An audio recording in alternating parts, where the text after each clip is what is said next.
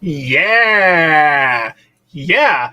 All right. Aside from that perfect impression of the angry video game nerd, yeah. Welcome to the show, folks. I'm your host, Chris, and this is the weekly Spinner Rack, a show where we're going to talk about the latest comic book news. And oh boy, is there some good stuff beyond all the Batman stuff. And there's a lot of Batman stuff. We've got some crazy news about Swamp Thing. We've got some AI slop bro getting in trouble at DragonCon this weekend. We've got all sorts of stuff. We've got some incredible new comics to review later in the show. Latest issue of Absolute Wonder Woman. Hayden Sherman absolutely crushing it on art, but I shouldn't leave Kelly Thompson, writer Kelly Thompson, out of the equation. Beneath the Trees Where Nobody Sees, Last Rite of Spring. Wow, I've got stuff to say. That's just some of the comics that we'll be discussing tonight. And I think that there'll probably be some time to just sort of sketch around and doodle at the end of the show. And I'll give my thoughts on just some extra superhero stuff. Like I saw Toxic Avenger or Peacemaker, and I can just sort of talk about that. Also picked up some Lego Spider-Verse minifigs that I think I'll open up on stream towards the end. You know, we'll always start with some news of the week and then some comic book reviews. Let me give some shout outs to some of the wonderful folks that are watching live, but I appreciate everybody that's watching. You know, everybody's got different work schedules and stuff. Lovely to see new and familiar names. What a nice mix. Hello, hello. It's about to get dark. Yes, Comic Tropes After Dark. Hey, Dave. Direct edition. You'll probably want to check that out, folks. New interview with Robert Kirkman and David Finch. I'll have to have Robert on the show darned soon, but that's a really cool interview. Lovely, lovely. Look at all these folks. I can't keep up. This is awesome. Hey, thanks, Steve. Happy Labor Day to you as well. I hope as well, everyone. Mountain Dew Baja Blast. Thank you very much for the support. That's awesome. Really big shoe. I missed something. Hello, Rami and EJ. Always awesome to have you here. No hints here. I'm just trying to make an incredible show. But this is awesome to see everybody. Ahoy, hoy. Hey, sister. Hopefully see you very soon. Planning a trip to the East Coast beginning of October.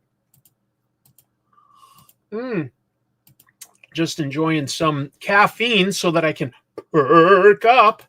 But yeah, hello, look at all these folks. What you know good? Yes. Oh, gracias. Hello, wife. That's kind of cool to see you in there. That was just an Ed Sullivan impression. Here we go. That's more like an impression of an impression.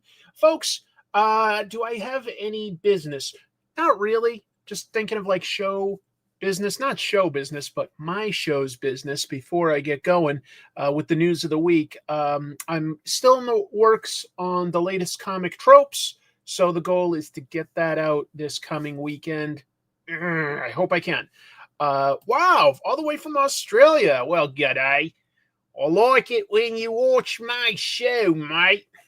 Is that perfect? All right. Tell you what. Let's get into some news of the week. We're sitting on top of the story of the century here. Put an ad on the front page. Cash money for a picture of Spider-Man. He doesn't want to be famous, and I'll make him infamous. Hi, guys. This is April O'Neil from Channel 6 News, and I am here in beautiful New York City.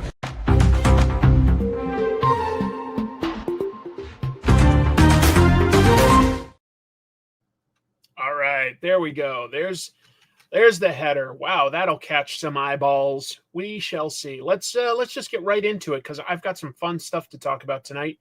First of all, I just thought this was kind of interesting. I don't follow auctions a whole lot, especially on graded comics, but for really old key issues or original art that plays an important role in comic book history, I do find that interesting. So this is an important comic book page that went at auction this week. So I'm talking about a Dave Gibbons original. This is the page from issue 11, page 22. It was sold at an auction in England this week. Obviously, it's towards the end of everything when Night Owl and Rorschach are confronting Ozymandias at his Arctic hideout. I don't know if that's accurate, but an important thing.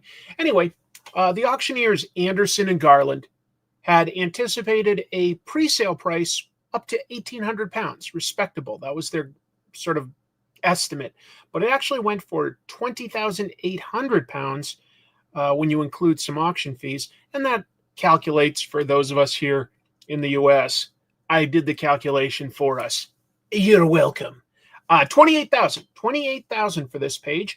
I think that that's very respectable when you consider the pages that go for the most are going to be the covers or splash pages, especially ones that feature a major character prominently. And this is more of an exposition scene, but it's Watchmen. Watchmen's a really important comic.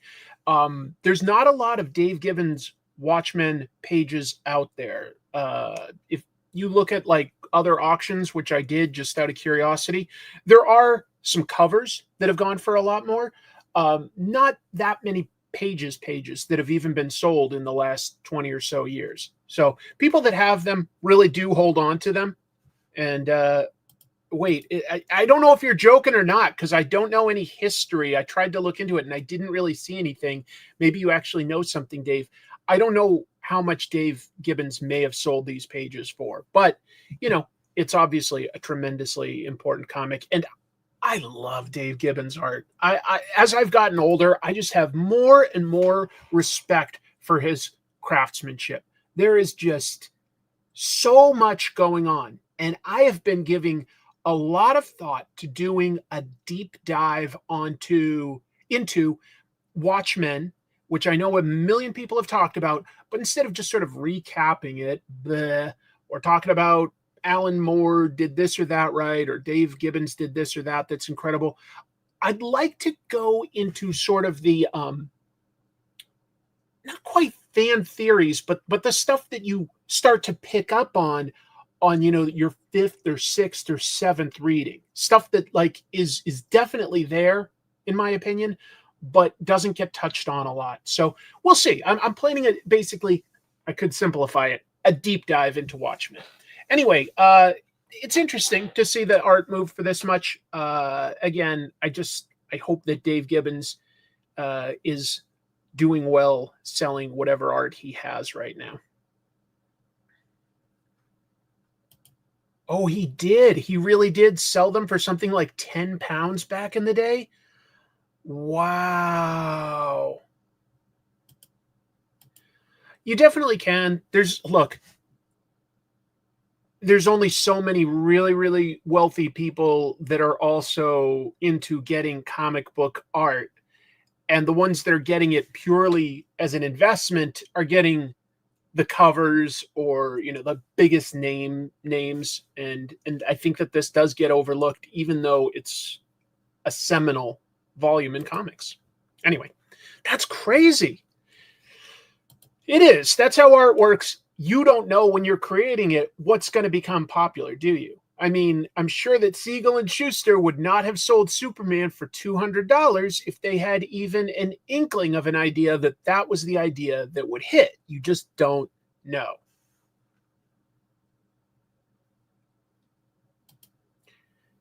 Alan Moore hasn't really taken his name off of Watchmen so much as he won't have it on adaptations because he has no interest in his work being adapted. And he also is not happy with DC Comics because they screwed him over with the rights. If you don't know, a lot of people do, I know. So I'll try to keep it brief. But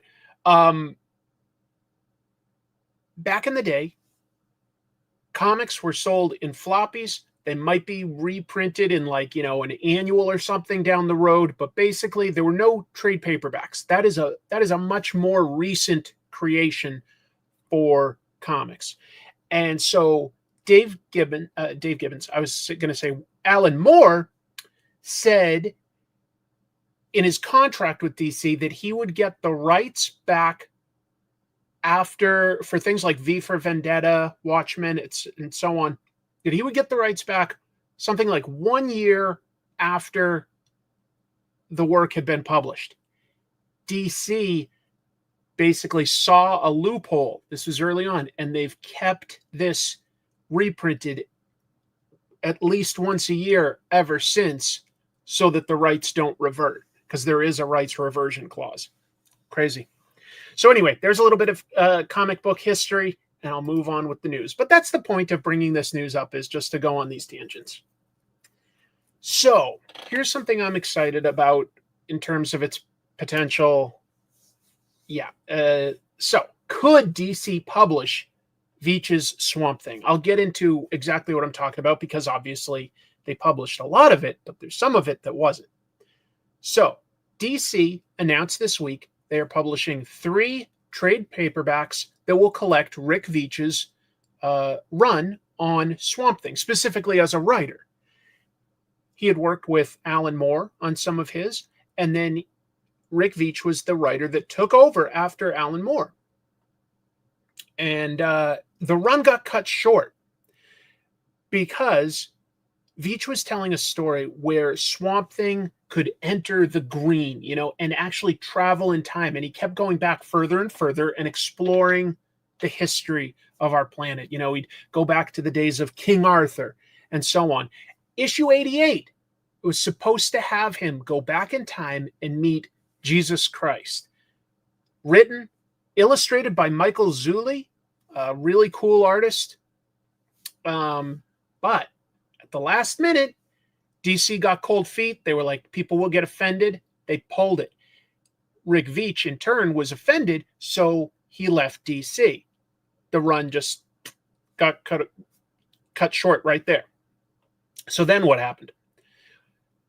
Swamp Thing, this is from the pre-order listings. You can find them yourself on Amazon. Swamp Thing by Rick Veitch, book I'm talking about, Time Upon a Once, is available for pre-order. You can go to like Amazon or wherever. It's coming out March of 2026, and it has some interesting things in it, specifically 2 things that I want to talk about. $10 more than the first 2 trades. Okay, so it's a little bigger for some reason. And it mentions that it will include Swamp Thing Vertigo Special issues 1 through 4.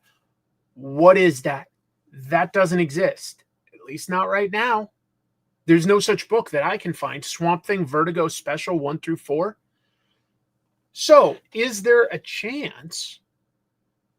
We heard a rumor back in the day. Rick Veitch himself posted, like, I don't know, not quite a year ago, something like that, that DC was considering printing this. And there was an email that was collecting opinions on whether they should or not. Maybe those unfinished issues are going to come out as something called the Swamp Thing Vertigo Special 1 through 4, or maybe that's just what they're called in this book. I am speculating wildly, but I don't know what else it could be.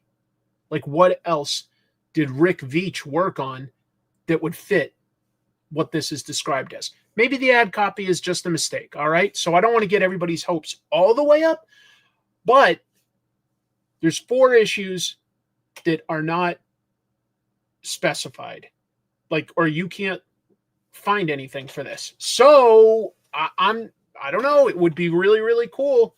Until now, it's lost media, but maybe it'll happen. Maybe it'll happen.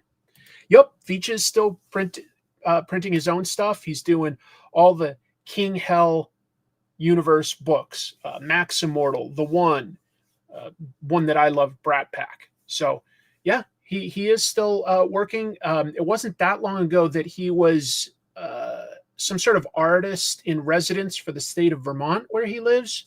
So he's a little older, but he's still very active. He's a great creator, really, really original. Really, did one of my favorite Ninja Turtles stories of all time, The River, 3-issue series that has not been reprinted, but I do have an episode about it on Comic Tropes.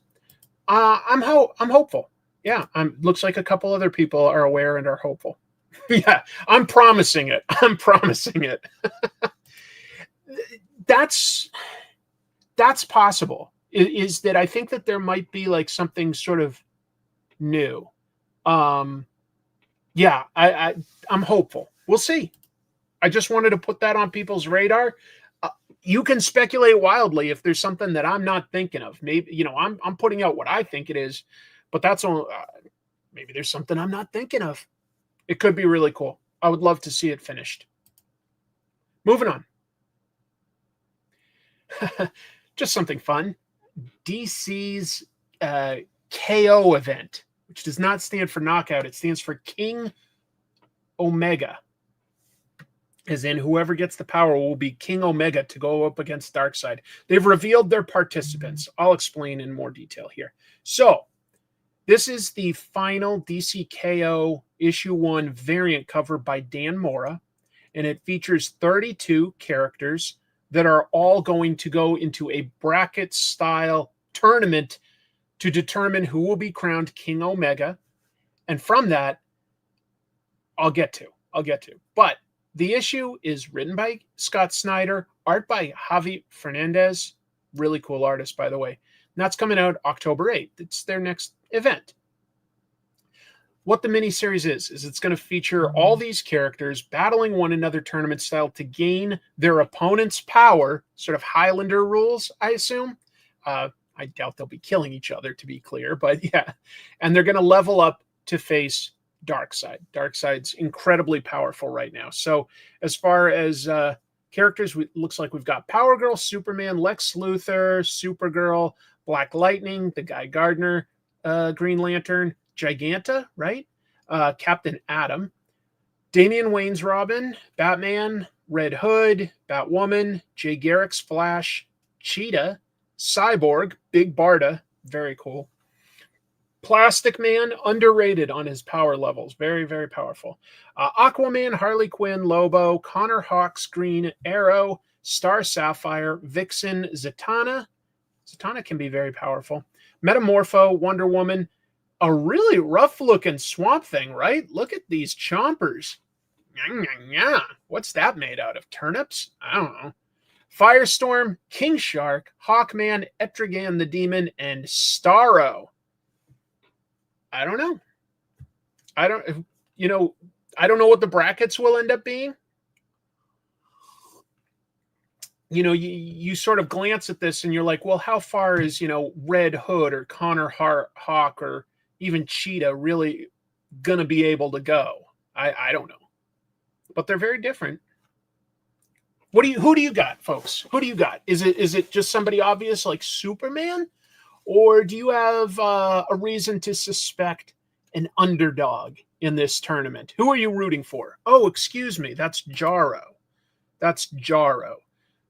So that's the hero version of Starro. I don't remember Jarro very well. Thank you. Jarro or Lobo? Lobo's ridiculously powerful. He really is. King Shark is, I want to see him go at least a little further. Plastic Man is so strong. He's always underrated. I think Barda makes a lot of sense thematically. Have a new god go up against this more powerful version of Darkseid. You're leaning towards Jarro. Interesting. I mean, some of these people are massive heavy hitters. Captain Atom is on the same level as Superman theoretically, right? Power-wise. But yeah, and as soon as you got magic in there, Zatanna and Etrigan are kind of wild cards. But like Harley Quinn, I don't know. If you keep leveling up and she somehow beats Firestorm and gets his powers, I don't know. It looks like it could be fun anyway. It looks like a fun idea to me. Oh, and let me hint at this one more thing that DC shared regarding this. Look at this splash page, double splash page by artist Javi Fernandez. Apparently, Scott Snyder laid out his idea, it's just stick figure style. But this shows Darkseid just absolutely destroying a city. And it must be Gotham because I see Wayne Tower up here in the corner. And we've got lots of little insets of all the different sort of heroes and characters involved, not evolved. This isn't Pokemans.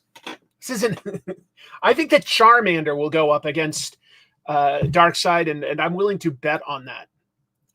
That's right. I'm going to Vegas. I'm going to open the odds up, and I'm going to say that DC is going to get the rights to Charmander, and that Charmander specifically will beat Darkseid.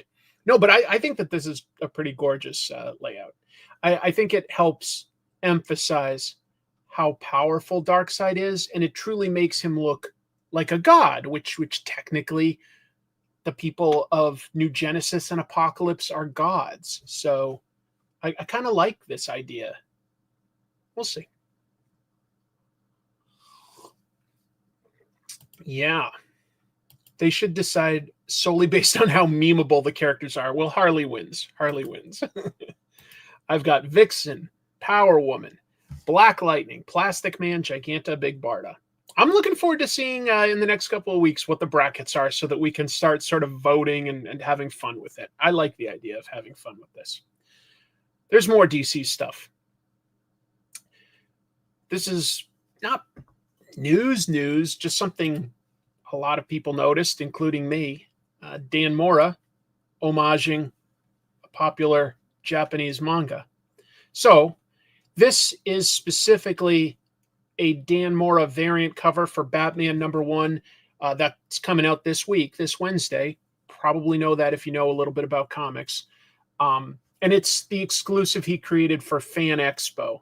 Not my favorite comic convention. I went to one once. It was very light on comics. Very heavy on celebrity guests. Very light on comics. Not my favorite, but that's okay. That's a different issue. Obviously, the layout and coloring should look familiar.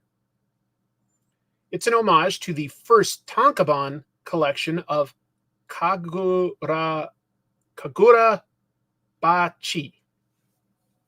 I haven't really read Kagurabachi, although I believe I do have his first story. I guess I don't have it here, but I just happened to pick up the weekly Shonen Jump when he debuted.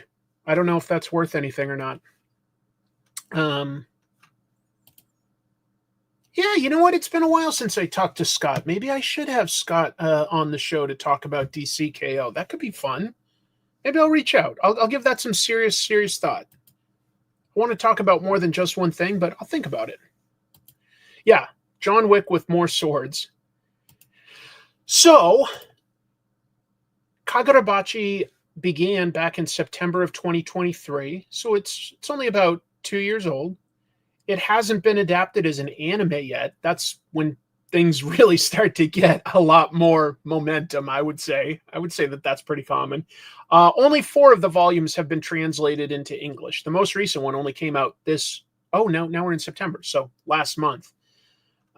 So only 4 volumes in English. I think there's 8 so far in Japanese. And if you haven't read it, the main character here is Chihiro Rokuhira. And he carries an enchanted sword that was made by his late father, a sword maker that would make magical swords. And he's on a quest to recover 6 more enchanted swords that were stolen by evil sorcerers. That's his whole deal. Could be fun. Just today, Scott was on Casually Comics. So many people having these big interviews. Everybody's got Kirkman and Scott Snyder on. But yeah, maybe I should do that too. I'd love to talk to Dan Morris someday too. That would be new. I've had Scott and Robert on the show more than once, but that would be fun. I thought that this was cool looking. Kagurabachi's on Manga Plus currently with every chapter in English. Oh, I didn't realize that they did that. I was only looking at the print versions. Almost at 100, and an anime has been rumored for a long time. I'm sure it won't be too far off. It's popular. I've been to Japan as recently as January. I definitely saw Kagurabachi merchandise and ads and stuff on the streets, but I haven't read it myself. I know what it is, but I don't know a lot about it. But I actually do have Jump, the app. So maybe I'll check it out.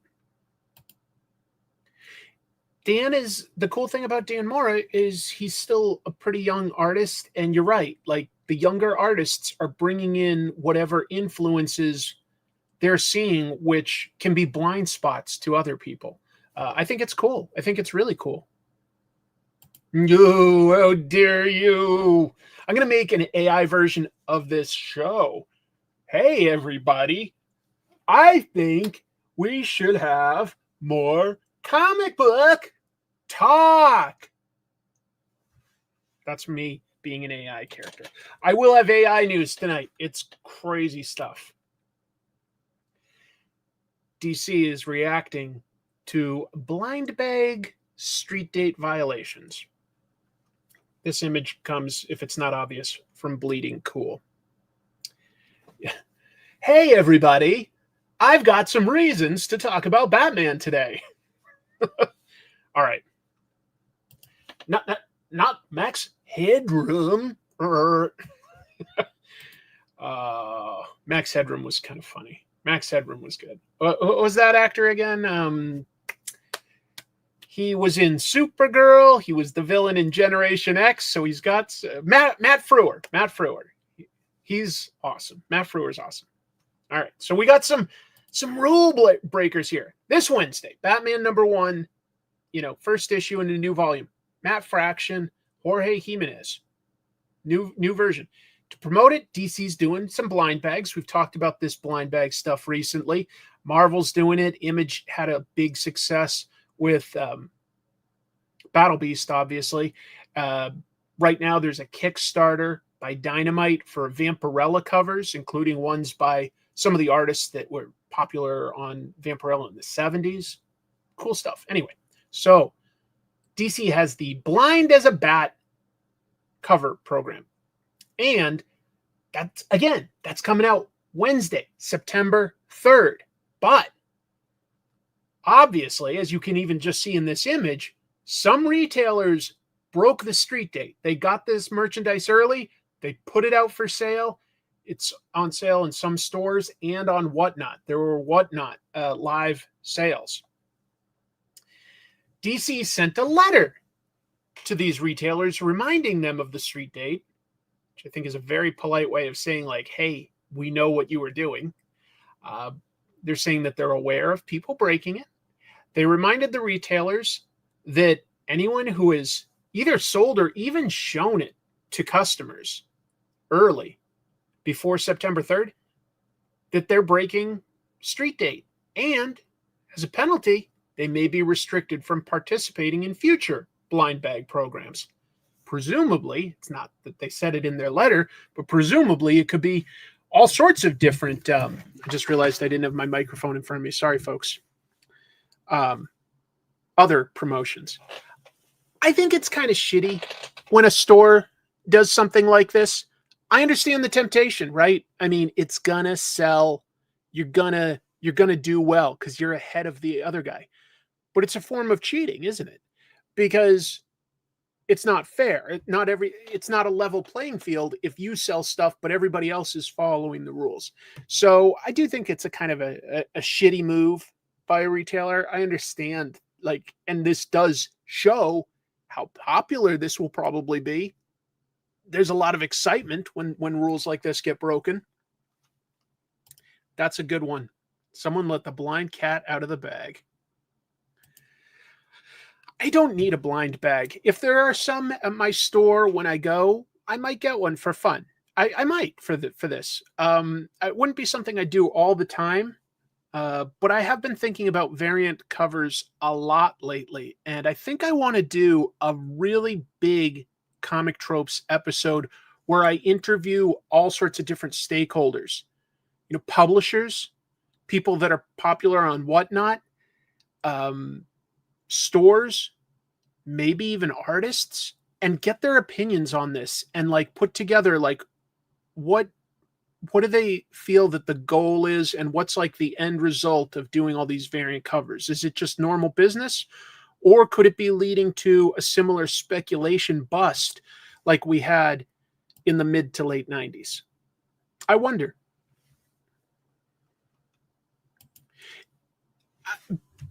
probably DC wouldn't go after somebody in a courtroom. I don't think it would quite be worth it, but I think I could see them not selling them, exclusive variant merchandise type stuff.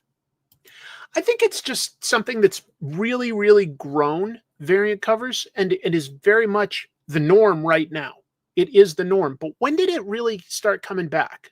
Because, we did gimmicks and stuff, a few variants in the 90s, and that kind of busted things.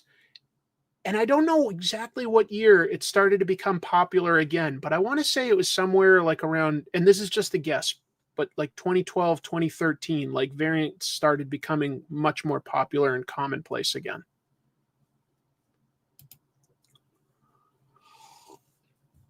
They wouldn't know all of them for sure, Wayne, but there's stuff on social media, and some of these people did it on Whatnot, so it's out there. It's out there, and they're tracking it.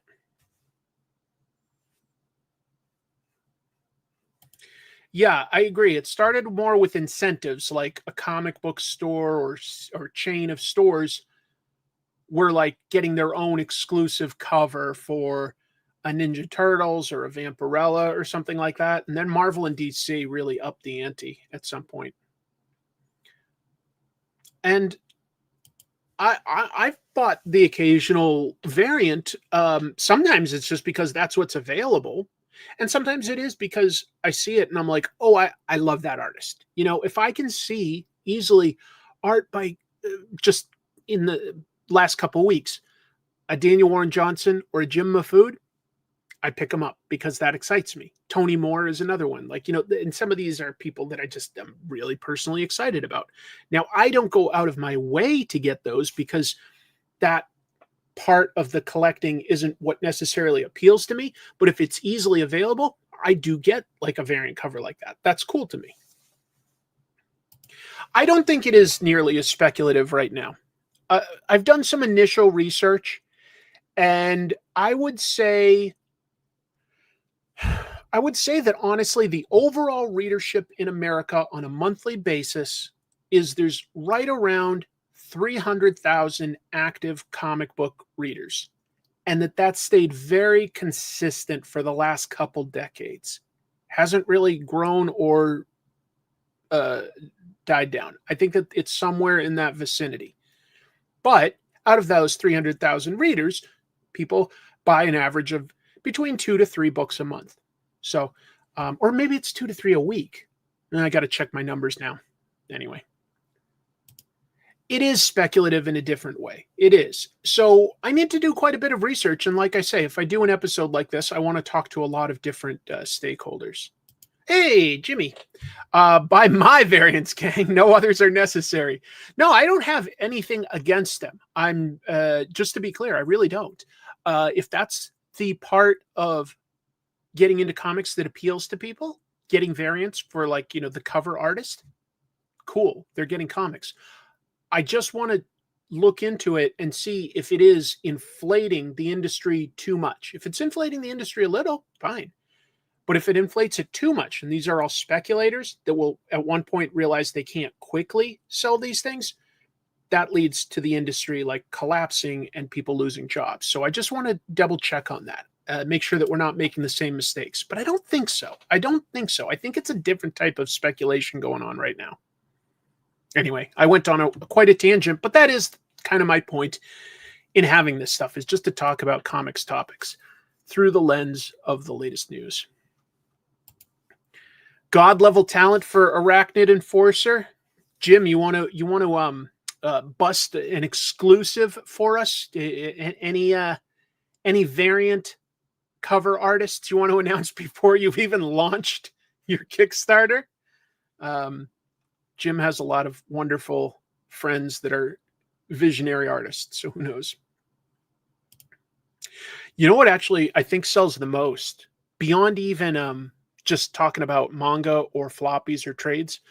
I'm pretty sure that the European market dwarfs the overall European market. I think does dwarf both Japan and the USA. I got to double check, but when you add Spain and France and Italy and Belgium and the UK. That's a lot of comics that are created in a lot of different formats. But if I add all of that, I think that that is bigger. Hey, maybe he does have a variant from Jack Kirby that he's been holding on to since the 90s. 3 killers lined up for variants. You guys will be pumped. Okay, I think that that's enough of an exclusive considering Jim hasn't even launched the Kickstarter yet. But if you want to go to Kickstarter and look up Jim Mafood or Arachnid Enforcer, you can be notified when it launches, which will be soon. Yeah, exactly. France's market is massive.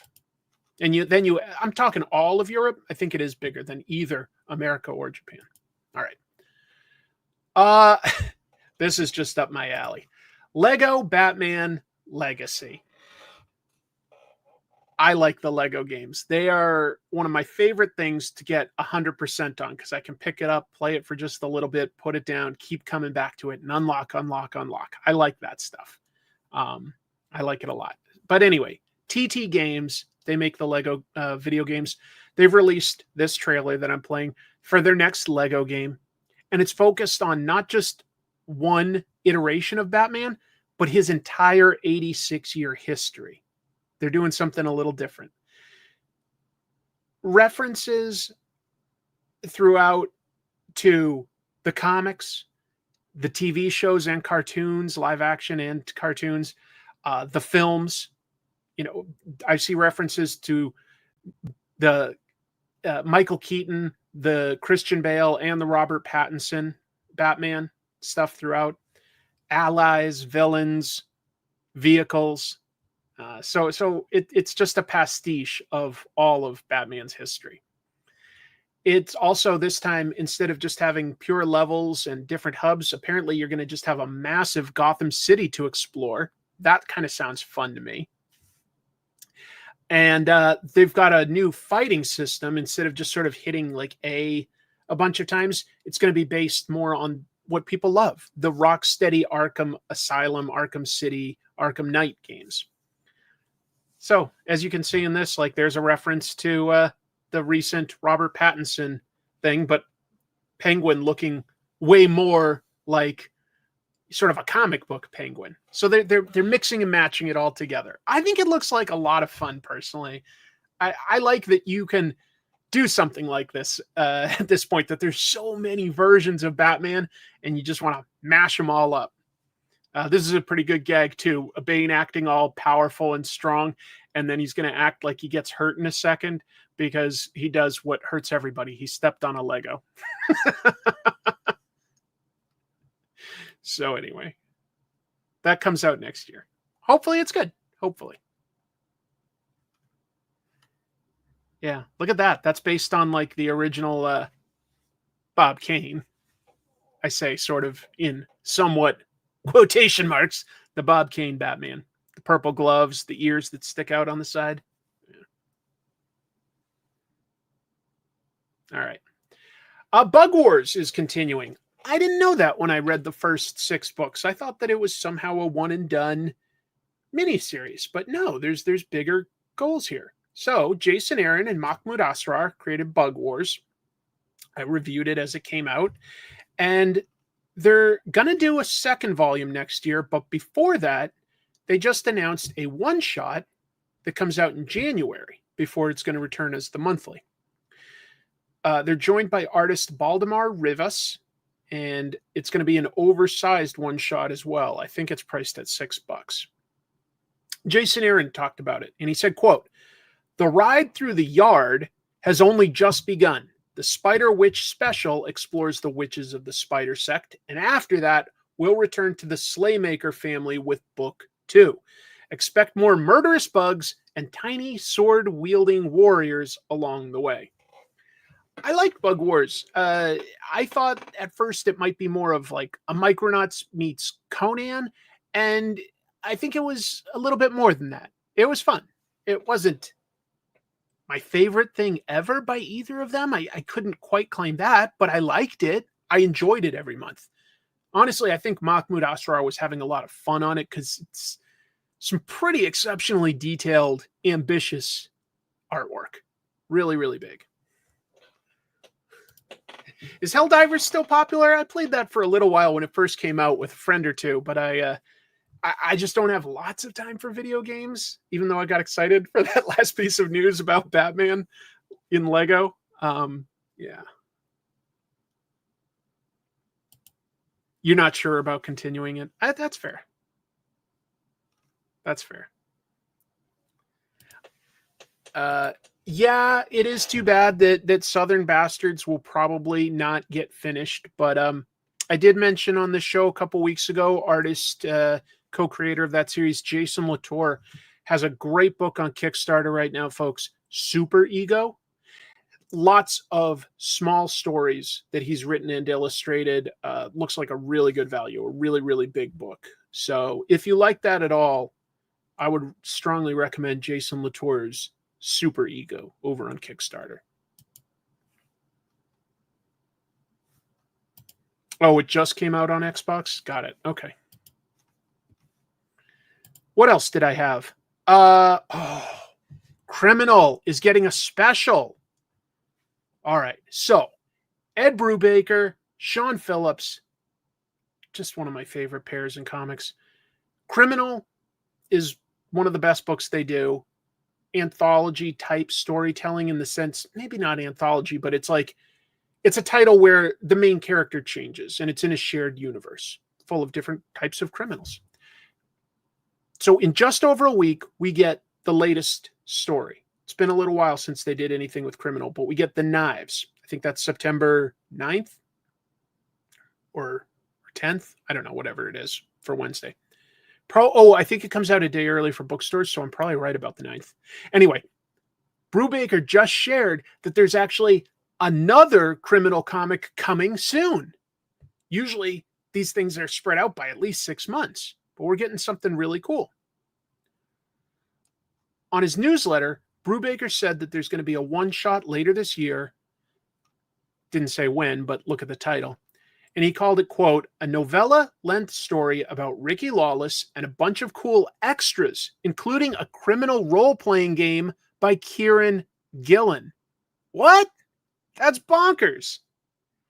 Hey, oh my goodness. Let's pause to acknowledge a pretty generous super chat by Mr. Nick Barucci. It's been a bit with everything going on with the Diamond bankruptcy. We've been trying to follow it on this channel, Nick. It is a mess and a confusing one. I wanted to drop a line and say hi and show support and also ask everyone to please hit that thumbs up. Chris brings a lot of great content to all of us. Links are free. Likes are free. Likes are free. Support is priceless. That's so kind of you. That's so kind of you. And I had just mentioned in passing, but Nick does have a Dynamite Kickstarter for that Vampirella blind bag. We were just talking about that a minute ago during the blind bag news that we were going over, Nick. But yeah, happy to mention that again. Thank you for the kindness. That's really, really appreciated. That's just super, super kind of you, Nick. Means a lot. Means a lot. I kind of forgive the spelling on this show. It would be really weird if I was all of a sudden like ban. Yeah. Oh, sorry. Real question. How big will this Criminal special be? Okay. Let me jump back into the news there and I'll share that. So as far as how big it will be, not sure exactly, but I do have some more details. This is a one shot. It's also going to include a comic called Adventures in Show Running. Obviously they're going something tongue in cheek there. Wait, whoops. I did that online. What? I got canceled? Oh, see ya.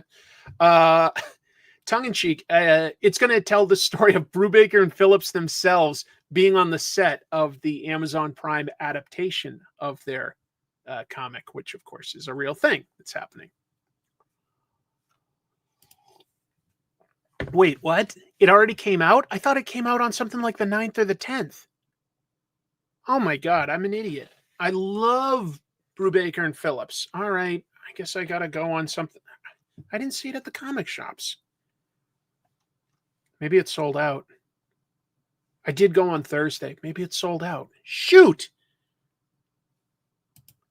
Novella size probably just means don't expect it to be the size of the graphic novels that they typically release every 6 months these days, but bigger than a regular one-shot. They still had a copy of it at Stargazer. Oh, damn. All right. It's probably going to be gone by the time I get there because I'm not going to be able to make it to the comic shop until Thursday this week. Yep. That is totally fair. That is totally fair. I am usually a little better at being on top of that stuff. According to Amazon, it's out on the 9th. That must have been what I was looking at from my reference point. Oh, geez. But it already came out, huh? All right. Let me continue with this news. I'm getting distracted. The one-shot is going to come out on in newsprint. Okay. Interesting. I've seen a couple comics doing that lately. My understanding is it's really not more or less expensive to do it on newsprint if you're doing it at sort of the same number of copies that, you know, a typical comic would be printed at. I'm sure they would hold it for me. They're already closed by now, but maybe I'll call tomorrow, and if they've got a copy, I'll get it. Yeah, good idea. Last thing, no release date, but let's point out that it is called the Criminal Christmas Special. So I assume by December we'll be getting this. Nice call, Finn. You're right. Jacob Phillips, great colorist for doing more of, what would I call it? Just like, not overly rendered, blocky, and counting on that the paper can like mute certain colors. Yeah.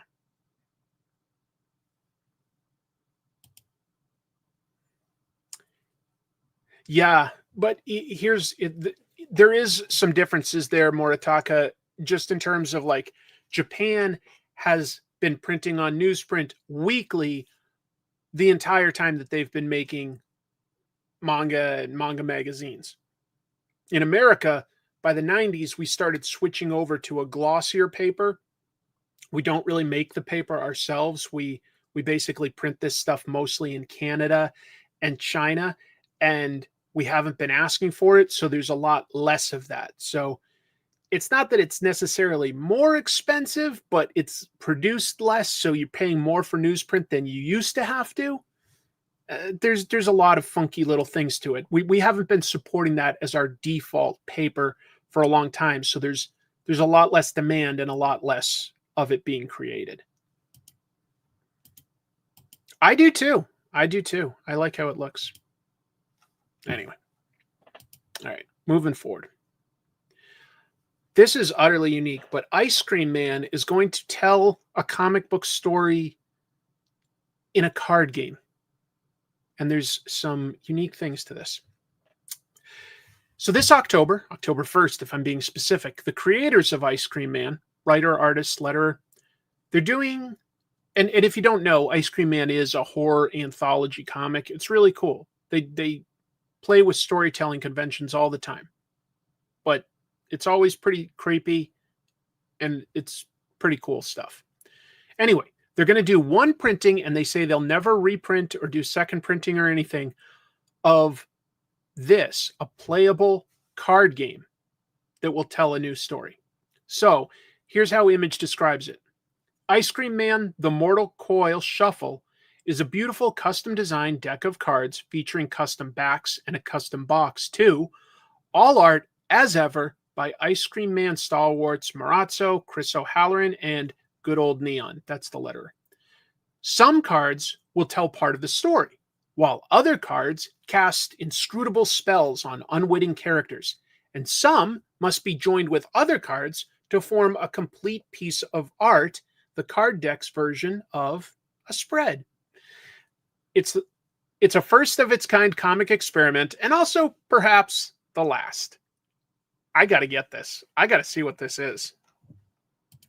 It is not based on the movie starring Clint Howard. This is an original comic book. Well, if they were really trying to get on all of the collectible game stuff, I think that they'd be saying that they planned on doing multiple versions and reprints and this, that, and the other. I like that this is just a new way of telling a comic book story and I I can't even imagine how it all plays out. But I'm curious. I'm curious. Is Exquisite Corpses doing a card game? They might be, but I don't know anything about that, to be honest. I don't. If they are, I missed it. It's a unique one. What else have we got for Image? Oh, yeah. Invincible Versus. That's the upcoming video game. So that's a 3v3 fighting game based on Invincible. And it had a demo version this past week at Gamescom. The developer Quarter Up was there talking to various gaming sites. They said that every character will have unique interactions with each other for things like intros, the actual brawl, and outros. Okay. The producers of the game also said that it's going to have a unique story, not specifically based on the comics or the show, but that they're working closely with the creators. I would expect that, yeah. And there should be between 15 to 20 characters available initially. No date yet, but sometime in 2026. Seemed like it got some pretty good responses from those that played it. They said it was fun. Not like groundbreaking, but it looked good and it played well. Sometimes that's more than enough.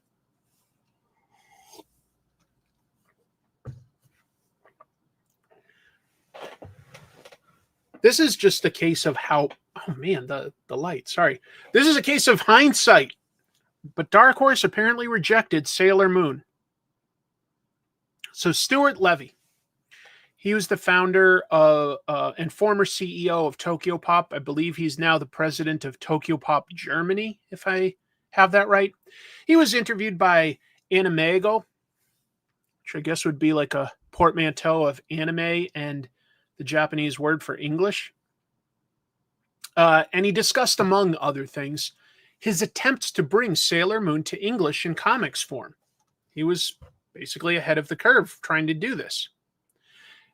Even with the popularity of the anime on Toonami, Levy said that Dark Horse Comics repeatedly rejected him when he tried to pitch Sailor Moon because, and again, keep in mind, this is told through Stuart Levy. Stuart Levy says that Mike Richardson, the president of Dark Horse, said girls don't read comics.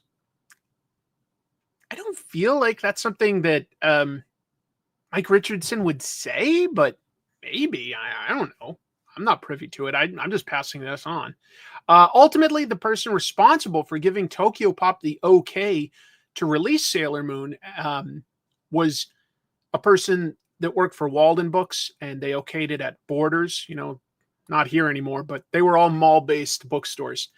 Kurt Hassler was the decision maker at Walden Books that made this finally happen. And he went on to found Yen Press. So he saw the future. That might be so. Maybe women don't read Dark Horse stuff. Do you think that they were not reading Barb Wire? I don't know. That's a bigger fumble than Disney not pushing the Witch comic in the English-speaking market. It sold tens of millions of comics in Europe and the Middle East. I don't know that one, Daniel. I don't know that one. And I'll be honest, Sailor Moon is a huge blind spot for me. I've never watched that show, but I'm certainly aware of it and aware of Takeo, the creator. Her husband is the mangaka that created things like Hunter. And you'd think oh, that's a pretty successful guy. Well, his wife is about 10 times as successful. Yeah, maybe they should have. Someone forgot to.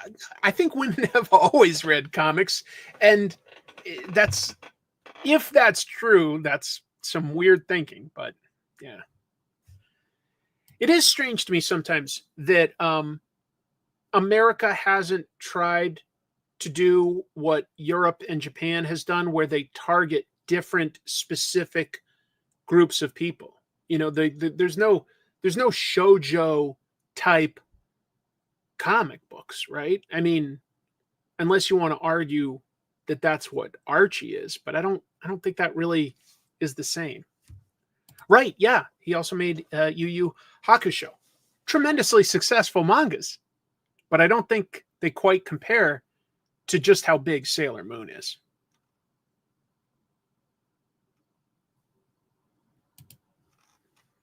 An interesting story. The interview is on the YouTube channel Animago. It's like they say, hindsight is 50-50. Maybe I just say that. That's a good point. Romance comics were very big in the 50s. And I think that, like, it all sort of collapsed right around the time there was some tail end. But, you know, as soon as the Comics Code Authority got implemented, it just started slowly homogenizing everything to just be superhero books over here. That was what did well. And fortunately, we're far enough past that now that I think we get a lot more diversity. We get, crime. We get sci-fi. We get horror. Just horror is doing fantastic in comics. The Comics Code Authority really stunted America's growth and ability to aim their comics at more than one target demographic. Mike Coulter. Oh, I spelled his name wrong. It's Coltr. I'm sorry, Mike. He's coming over later for coffee. He's going to beat my ass. Mike Coulter is joining, I should say, a Daredevil panel. So, if you're not familiar, this is actor Mike Coulter. I think the most recent thing he did was a show called Evil, but before that, he played Luke Cage on Jessica Jones, 2 seasons of his own show, and the Defenders crossover miniseries, all on Netflix. This week, New York Comic Con has been announcing a bunch of their upcoming panels. There's a Marvel television panel specifically with the actors from Daredevil Born Again. And they've announced Charlie Cox, sure. Vincent D'Onofrio, no-brainer. Deborah Ann Woll, of course. Kristen Ritter, okay, we knew that Jessica Jones was coming back, but that's cool. And Mike Coulter. Oh, well, that's a little bit of a surprise. So, I'm just asking, could this be a hint that Luke Cage is going to return for season 2 of Daredevil Born Again? I have to imagine it's super likely. The season ended with Matt Murdock saying that he needed to assemble an army to go up against the Kingpin, who is now the mayor of New York. And we already knew that Kristen Ritter is coming back. We know that probably he'll get people like White Tiger that have been introduced on the show.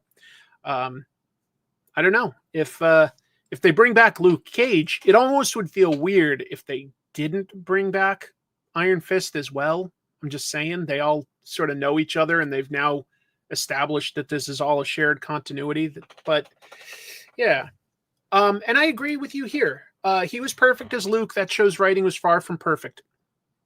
I would say that's kind of true of each of the Netflix shows. I would honestly, like, Punisher season 2, pretty bad. Jessica Jones season 3, pretty bad. Iron Fist season 1, pretty bad.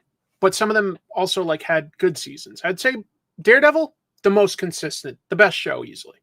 Wasn't perfect all the time, but it was the best. It really was. But I thought that season 2 of Iron Fist, I'll be honest, I thought it was pretty darn strong.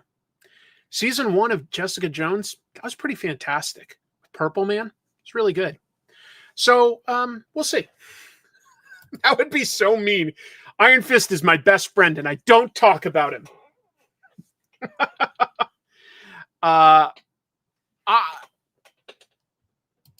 Agents of S.H.I.E.L.D., it would be very hard to justify that as canon.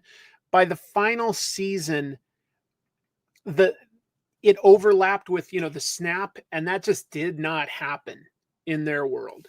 Going up to Thanos, battling the Avengers, it was basically, you could argue it's still in continuity because they'd have characters like Nick Fury and Sif and Maria Hill. Not that the movies ever referenced anything from it, but they did things like set up how Hydra took over S.H.I.E.L.D. and how Nick Fury got the helicarrier to the Avengers in the second movie. So like there was a little bit of stuff, and they did some cool ideas too. Like they did cool stuff with the Inhumans. They did cool stuff with the Kree. They did cool stuff with Ghost Rider and Graviton, the villain. But it was done on a TV budget, and it wasn't perfect, but I don't think that it counts as canon anymore. I just don't think it does. I think that it, especially once Marvel really just, introduced, there's a multiverse. I think you got to say Agents of S.H.I.E.L.D. is a separate timeline. I think you have to. It just doesn't fit anymore. That's true. They had a version of the Darkhold, but it didn't really work the same as how we saw things go in WandaVision or Doctor Strange in the Multiverse of Madness. By the way, you know what? Just since no, Inhumans didn't connect to anything, and just try not to think about it. When they brought back Anson Mount as Black Bolt, I was fine with that.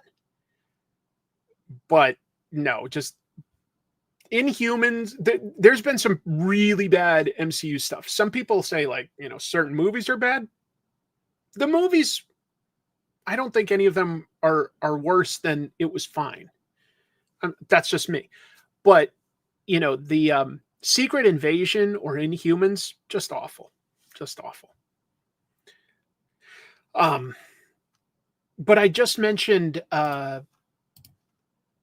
Doctor Strange Multiverse of Madness, and there was an actor in that just passed away. He's a guy that was a friend of Sam Raimi and Bruce Campbell and Rob Tappert, a guy that helped them make the first Evil Dead, a guy named Scott Spiegel. Spiegel was also in Spider-Man 2, directed by Sam Raimi, as just the guy on the corner ledge that was about to take a free pizza that Spider-Man had left there, and then Spider-Man, web yanks the pizza away from him. Spiegel did a voice for one of the demons that Doctor Strange turns into his cloak, the dead Doctor Strange with his demon cloak. Spiegel did the voice for that, but Spiegel just passed away, and so that was a little sad. So did actor Graham Greene. He was on Echo. Forget his name right now, but he was on Echo. So anyway, we will go back to news of the week, which is much more fun. All right. Jackie Chan met with the MCU. Yes, this isn't like clickbait. This is real. So Jackie Chan was interviewed by the Hong Kong publication HKO1, and he told them about how his Jackie Chan stunt team is working on the upcoming movie Spider-Man No Way Home. I didn't know about that before. I went to London and visited the set, Chan said. My Jackie Chan stunt team was busy filming Spider-Man, and I was the action director for the Jackie Chan stunt team. I went to watch their rehearsals, and the director, and I'm just letting you know that it's Destin Daniel Cretton, was so excited when he saw me. There's a reason for this. Brad Allen, he was the first non-Asian member of Jackie Chan's stunt team. Really cool martial artist. He's probably most prominent in Jackie's movie Gorgeous. Also has a fantastic fight with him at the end of Who Am I? Great rooftop fight scene. Anyway, he worked with Destin Daniel Cretton on his movie Shang-Chi and the Legend of Ten Rings. He was the supervising stunt coordinator and a second unit director.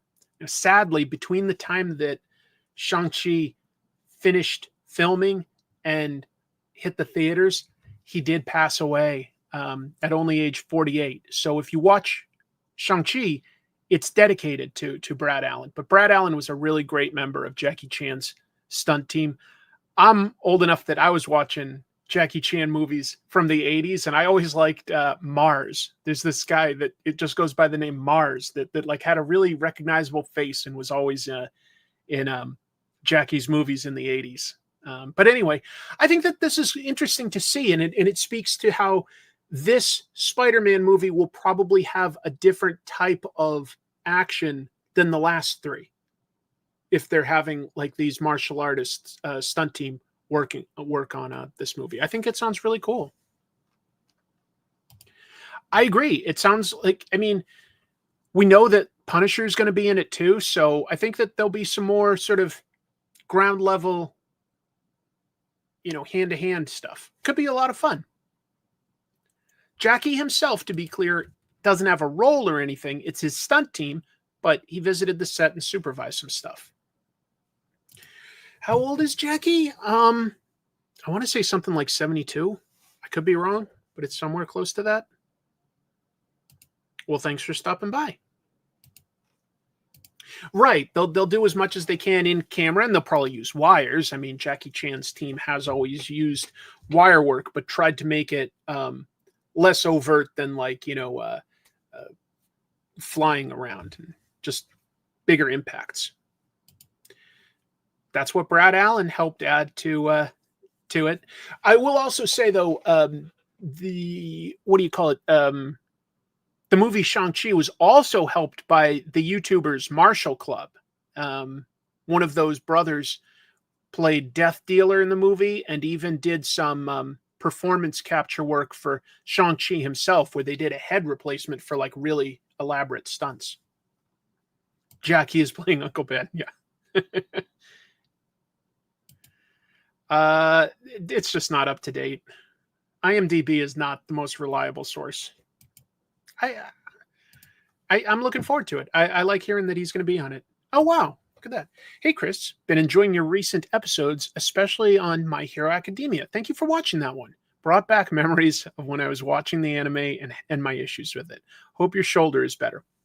Thanks for saying that. I got a shot of cortisone, so like the pain isn't there, but I still can't quite straighten it or raise it all the way up. So I don't have full range of motion, but it doesn't really hurt. So that's nice. Thanks for that. A comic store was attacked by an arsonist. You can see the result right there. Let me talk about that real quick. So Get Ready Comics in Kent, England, was damaged early on Tuesday in what police suspect was caused by an arsonist. So fortunately, first of all, no one was injured. Happened early in the day. The shop wasn't open. There are apartments above. Nobody there got injured or anything like that.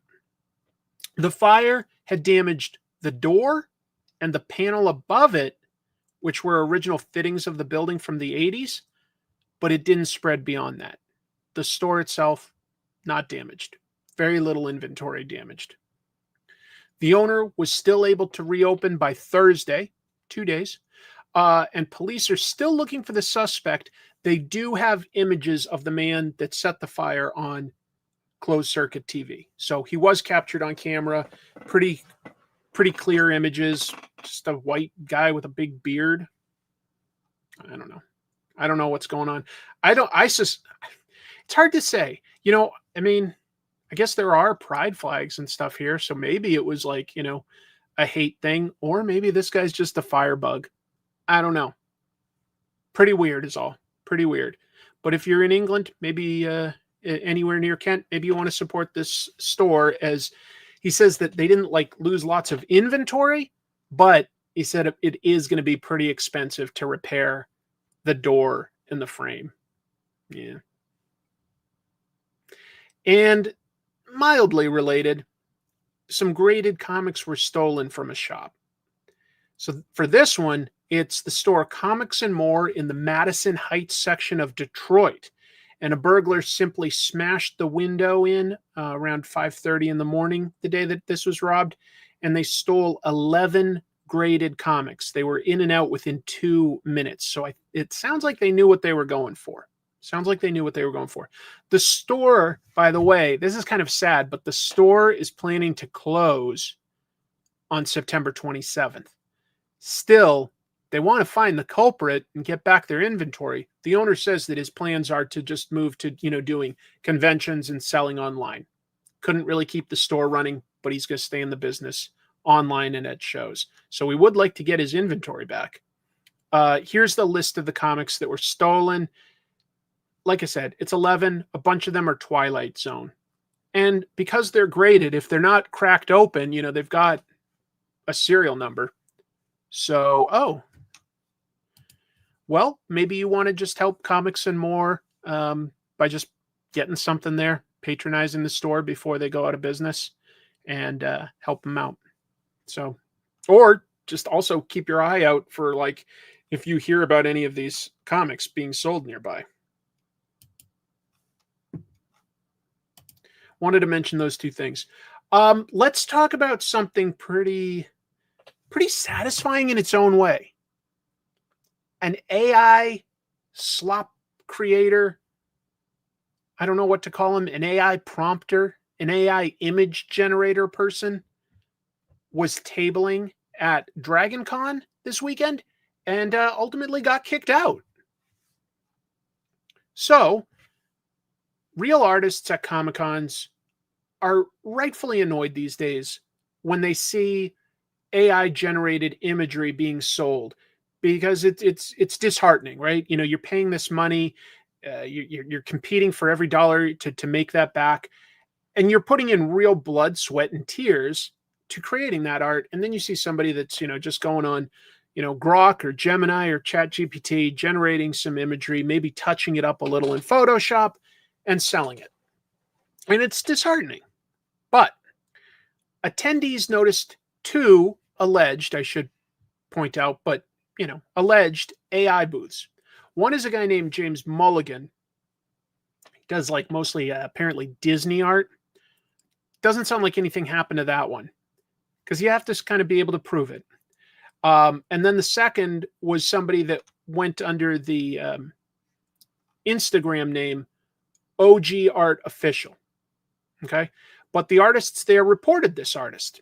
And DragonCon has apparently an explicit no AI rule, so they violated it.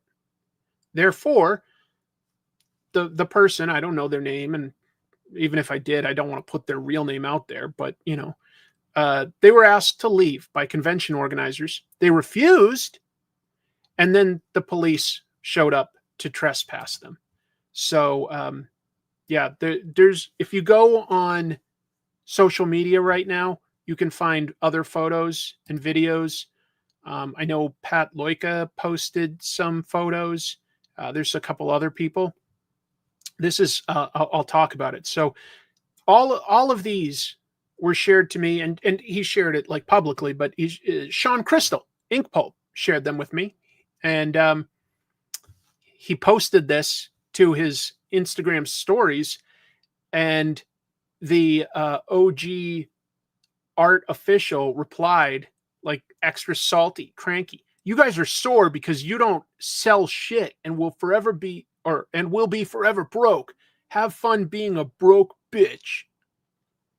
Okay. I saw somebody on I don't know, I think it was Blue Sky, that was a vendor there, and they said that the convention owners confronted them, and I'll call them an artist for lack of a better term, the booth owner tried to come up with process videos and couldn't. So that's what got them kicked out. Now, it didn't happen until like the last day, I guess, of the convention. But here's the thing. You got to be pretty confident, right? You can't just kick somebody out because you suspect it. You have to have some pretty good evidence. So I think that they spent a couple days gathering, a reasonable amount of evidence before they made the call. That's what I suspect, as compared to, just kicking them out on like, Friday night or Saturday morning or something like that. Sure, that's fair. A vendor. That's fair. Yeah, I just thought it was satisfying to see, because we've had a lot of this that you see, and it's disappointing, you know? I'd rather be a broke bitch than a little bitch like that guy.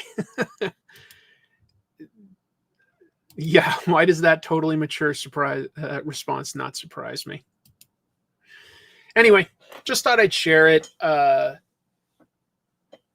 Let's see if more comic conventions start cracking down on this. Because keep in mind, you know, it's competitive to get space at these conventions. It's expensive and it's hard sometimes to make your money back, but it's still competitive.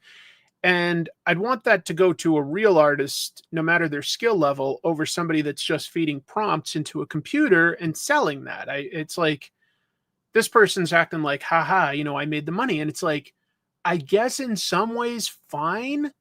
You know, you're not killing somebody, but you're not helping the environment and you're not doing anything creative.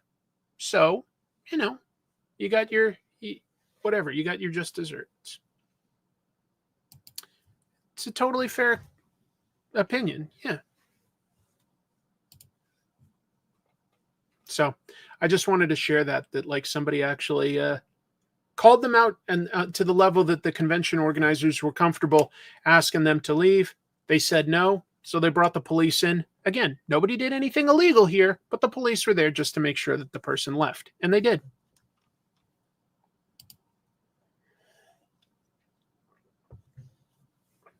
Kevin Smith has made a tribute of sorts to a late actress that was in his movie.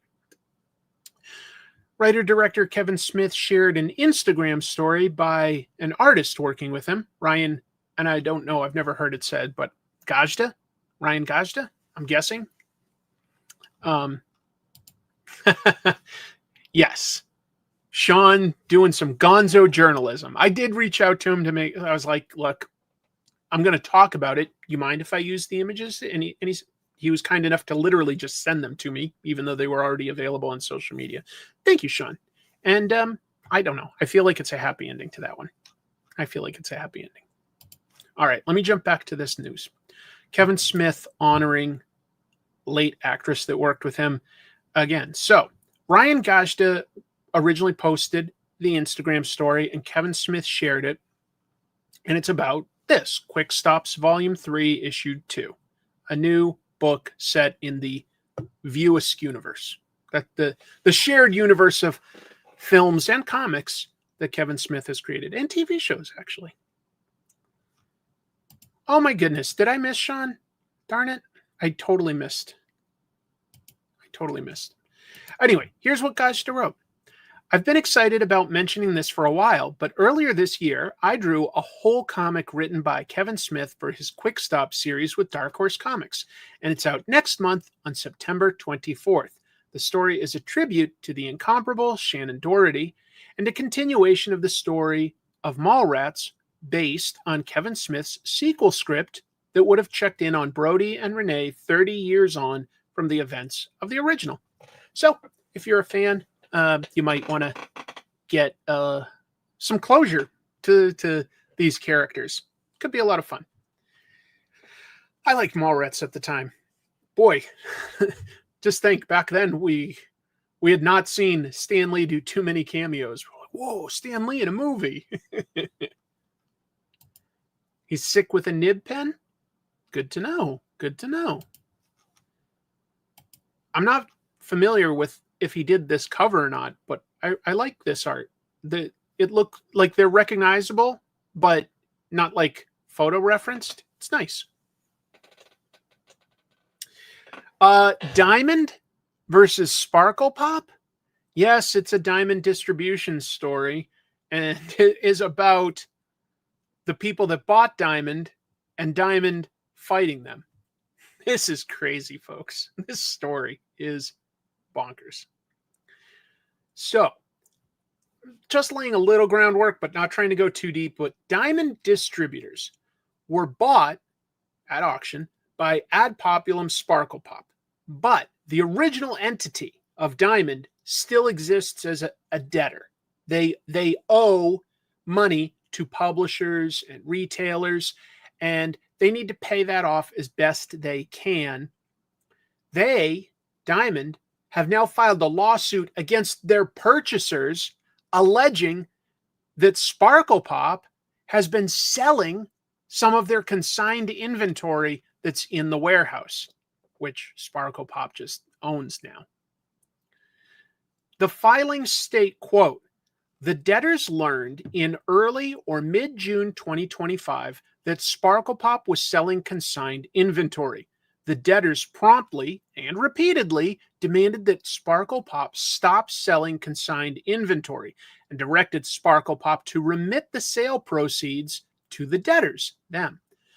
Although, based upon conversations with representatives of Sparkle Pop, the debtors understood that Sparkle Pop had stopped selling consigned inventory, such sales continued. Despite the debtors' multiple demands, Sparkle Pop has continued to sell consigned inventory and has continued to retain all sales proceeds. Diamond alleges that Sparkle Pop sold about $33,000 worth of consigned inventory and kept the profits. That's not inventory that they own. It's just being housed at their warehouse. It's just crazy to me. We already knew that the publishers are trying to get their inventory back. And now we're seeing the original entity, which is basically just almost a shell at this point. Diamond is also suing the people that bought them. What? It's such a mess. Such a mess. It beggars it beggars the mind. I can barely comprehend it. I just got a kick out of that.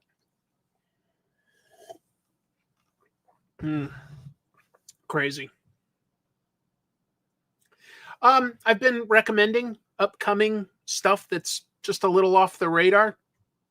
And I wanted to mention two things that I saw that look pretty cool that are coming up. I've got links to each of them in the description of the video if you're interested, rather than just like fill up the text with an unwieldy link. So, first of all, Rebellion, also known as 2000 AD, but Rebellion is offering a pre-sale for a collection of the anthology Action. That was the immediate predecessor to 2000 AD by the publisher. Action lasted 12 issues before this moral outrage and panic about the level of violence and stuff in it caused them to stop selling it and bring it back a little more sanitized. But those 12 issues, a little more edgy, a little more cool. They include lots of 70s stuff. Hook Jaw, which when I find the Jaws manga, I'm going to make a comparison between, American horror shark comics and stuff like Eerie, Hookjaw from the UK, and the Jaws adaptation in Japan. I just still need to find that. But Hookjaw is a really cool story where the shark is sort of always going after bad and corrupt people, and he's got like a harpoon stuck in his jaw, hence the name Hookjaw. But it's obviously sort of like an ongoing Jaws character. Dredger was like sort of like a crime comic that was pretty badass. Look Out for Lefty was like a soccer, or as they call it, football comic. Awesome stuff. They had lots of really cool stuff. War comics, sports comics, all of it. No, I still haven't found where I put it. It's in my house, but I don't know where. Just a really cool comic. I've read Hookjaw. I've looked at some of the others, but I've never sat down and read those stories. But Hookjaw I'm pretty familiar with, so I might actually pick this up. That would be a cool way to get some of it. Also, this book, in January 2026, Fantagraphics is going to release a 132-page compilation of short stories for Corto Maltese. It's being called Corto Maltese Fable of Venice and Other Stories. It's by the inimitable, if I can use a big word, inimitable Hugo Pratt. Just an incredible artist and writer. Really cool comics. Believe he was Italian, but he created a bunch of these while he was living in Argentina, but they were published in Europe in the 60s. And Corto Maltese was a sailor adventurer. He'd always sort of just get into adventures wherever he was. He was very stoic and just cool under fire, but really cool just awesome comics. Love Corto Maltese. Do I have any here right now? I've got some other Corto Maltese comics. I guess I don't have them here. I think I have them upstairs in my editing room. Not editing room, recording room. Anyway, yeah. So after they do this, apparently Fantagraphics is going to re-release some of the previous things that have been done. 6 full-color deluxe hardcover editions. I only have black and white versions of Corto Maltese, so I'd be curious to see them in color. I'd be curious to see that. By the way, apparently Italy is producing a live-action TV adaptation. Specifically, Netflix Italy is producing a Corto Maltese show. I didn't know about that, but I came across it when I was looking for more details on this comic. So by the time that comes out, I bet that the demand and interest in Corto Maltese will go up. If you've ever heard that name but not read these comics, it's because Frank Miller loved them, and he created the fictional country of Corto Maltese in DC Comics. At least I'm pretty sure it was Frank Miller. I said that with such confidence, but I didn't double check it. Anyway. Let's see. I remember the days when all the Fantagraphics translations were done by their late co-publisher, Kim Thompson, who was multilingual. I didn't know that, actually. That's really, really cool. Yeah, exactly. It's a reference to this. Corto Maltese was a true man of action. It just followed him wherever he went. Yeah. Pratt and Manara. Very cool. Read Corto Maltese within the last 6 months and was surprised to recognize how influential it obviously was. Yeah, I've definitely long thought about doing a Corto Maltese episode, or really more of a Hugo Pratt episode, but yeah. Was it Dark Knight Returns where it first got mentioned? It might have been. It might have been. So anyway, just something I wanted to put on people's radar. I thought it looked pretty cool. Tell you what. That was news of the week. I think it's time to do some reviews. Let's review. Review it. The review. The reviews are in. I repeat, the reviews are in. Go to reviews. What? Speaking of bad reviews. Don't worry about that review. Let's review all the facts. All right, gentlemen, let's review. Before we do, let's review. Those reviews really came out fast. Maybe we can review some right now? I'm not going to review all that again. Now let's review. Not my worst review. Let's review, shall we? To review. I think I've reviewed about as much as I can. I have not set up the camera quite yet. That didn't give me quite enough time. All right. Let me add it.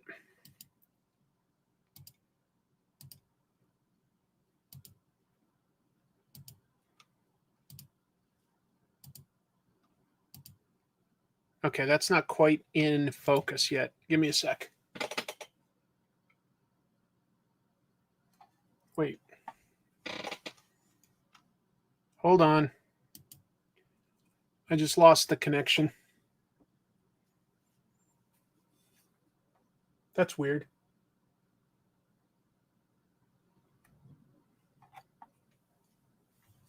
I'm having a technical issue. Give me 1 second here. And then I'll chat with everybody. It's very strange. Okay. There we go. There we go.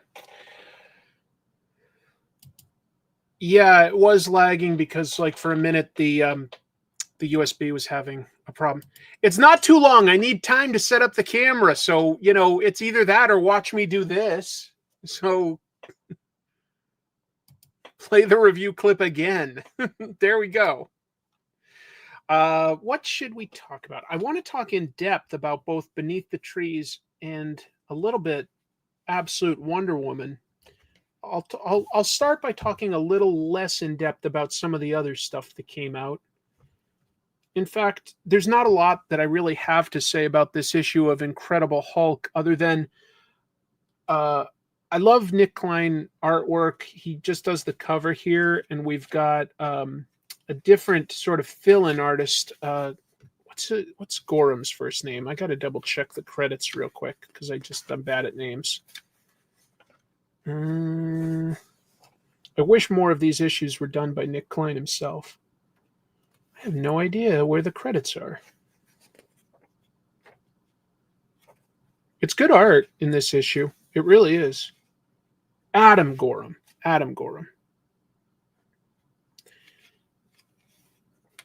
But this run is supposed to be all about Hulk fighting monsters. And I feel like not every issue really has him going up against the most interesting monsters. It's off and on. I like the werewolves. I like the zombies that were being run by some like tiny little girl in a Baptist church. I like when he's gone up against Marvel monsters like Man-Thing. I wanted more of that in this run. Anyway, he's somehow been sent basically to hell by the end of this issue. And so it's setting up some cool stuff. But I would say that this is, like a lot of monthly serialized books, a chess piece moving episode, getting characters into position for the next big thing to happen. So we're sort of still like click, click, click, going up that roller coaster. And I'm okay with that. But, you know, I look at this and I don't know, just the detail and even just the imagination of what to do with the body horror of Hulk. It's really interesting here. And I feel like the interiors don't always match that. And don't get me wrong, Immortal Hulk was a great run that really set a bar to reach for body horror. A lot of cool stuff done there. So I don't need all of that repeated, but this is an awesome cover, and it's only, I'd say, a little better than okay for just an interior issue. So, you know, it's okay. I'm sticking with it because it's still, I like monster stuff, and that gives me enough of what I want. But yeah. I don't think they're doing too many more. This is at 28, and I know that they've already announced sort of what the next sort of arc is, and they're renumbering the book. But Philip Kennedy Johnson and Nick Klein are staying on. Nick Klein is the artist for the new Infernal Hulk series. Looks pretty dope. This must be leading into that. There's no question. It's going from sort of one part of the story to another, kind of like an act in a play or a movie. Okay? That's all it is. I don't think I can quite go as far as what you say there, phoning it in. I will say that I've read some Philip Kennedy Johnson that's better, including like the first maybe 12 issues or so of this run. Like, were a little more interesting to me. And I feel like it's, I don't know, it's just sort of like going through the motions. This goes till issue 30. Got it. So 2 more issues of this. I'm going to stick with it and try out Infernal Hulk, where Hulk will be controlled by a bad guy and Bruce Banner has to stop Hulk. That's enough of a change that I'm willing to go with it and see if that echoes with me. I like this.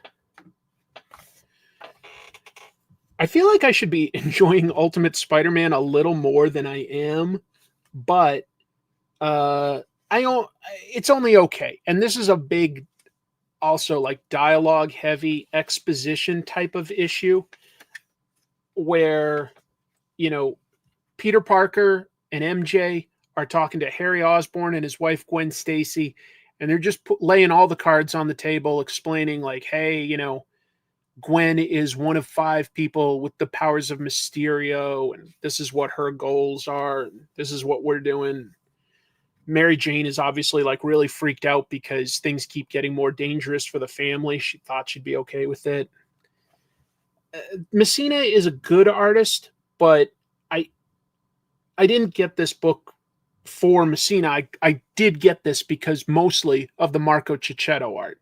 So the fill-in issues are okay for me to keep the story moving, but I do miss him. I do miss wait, I'm pronouncing that wrong. It's pronounced Cicchetto, right? Somebody corrected me recently. You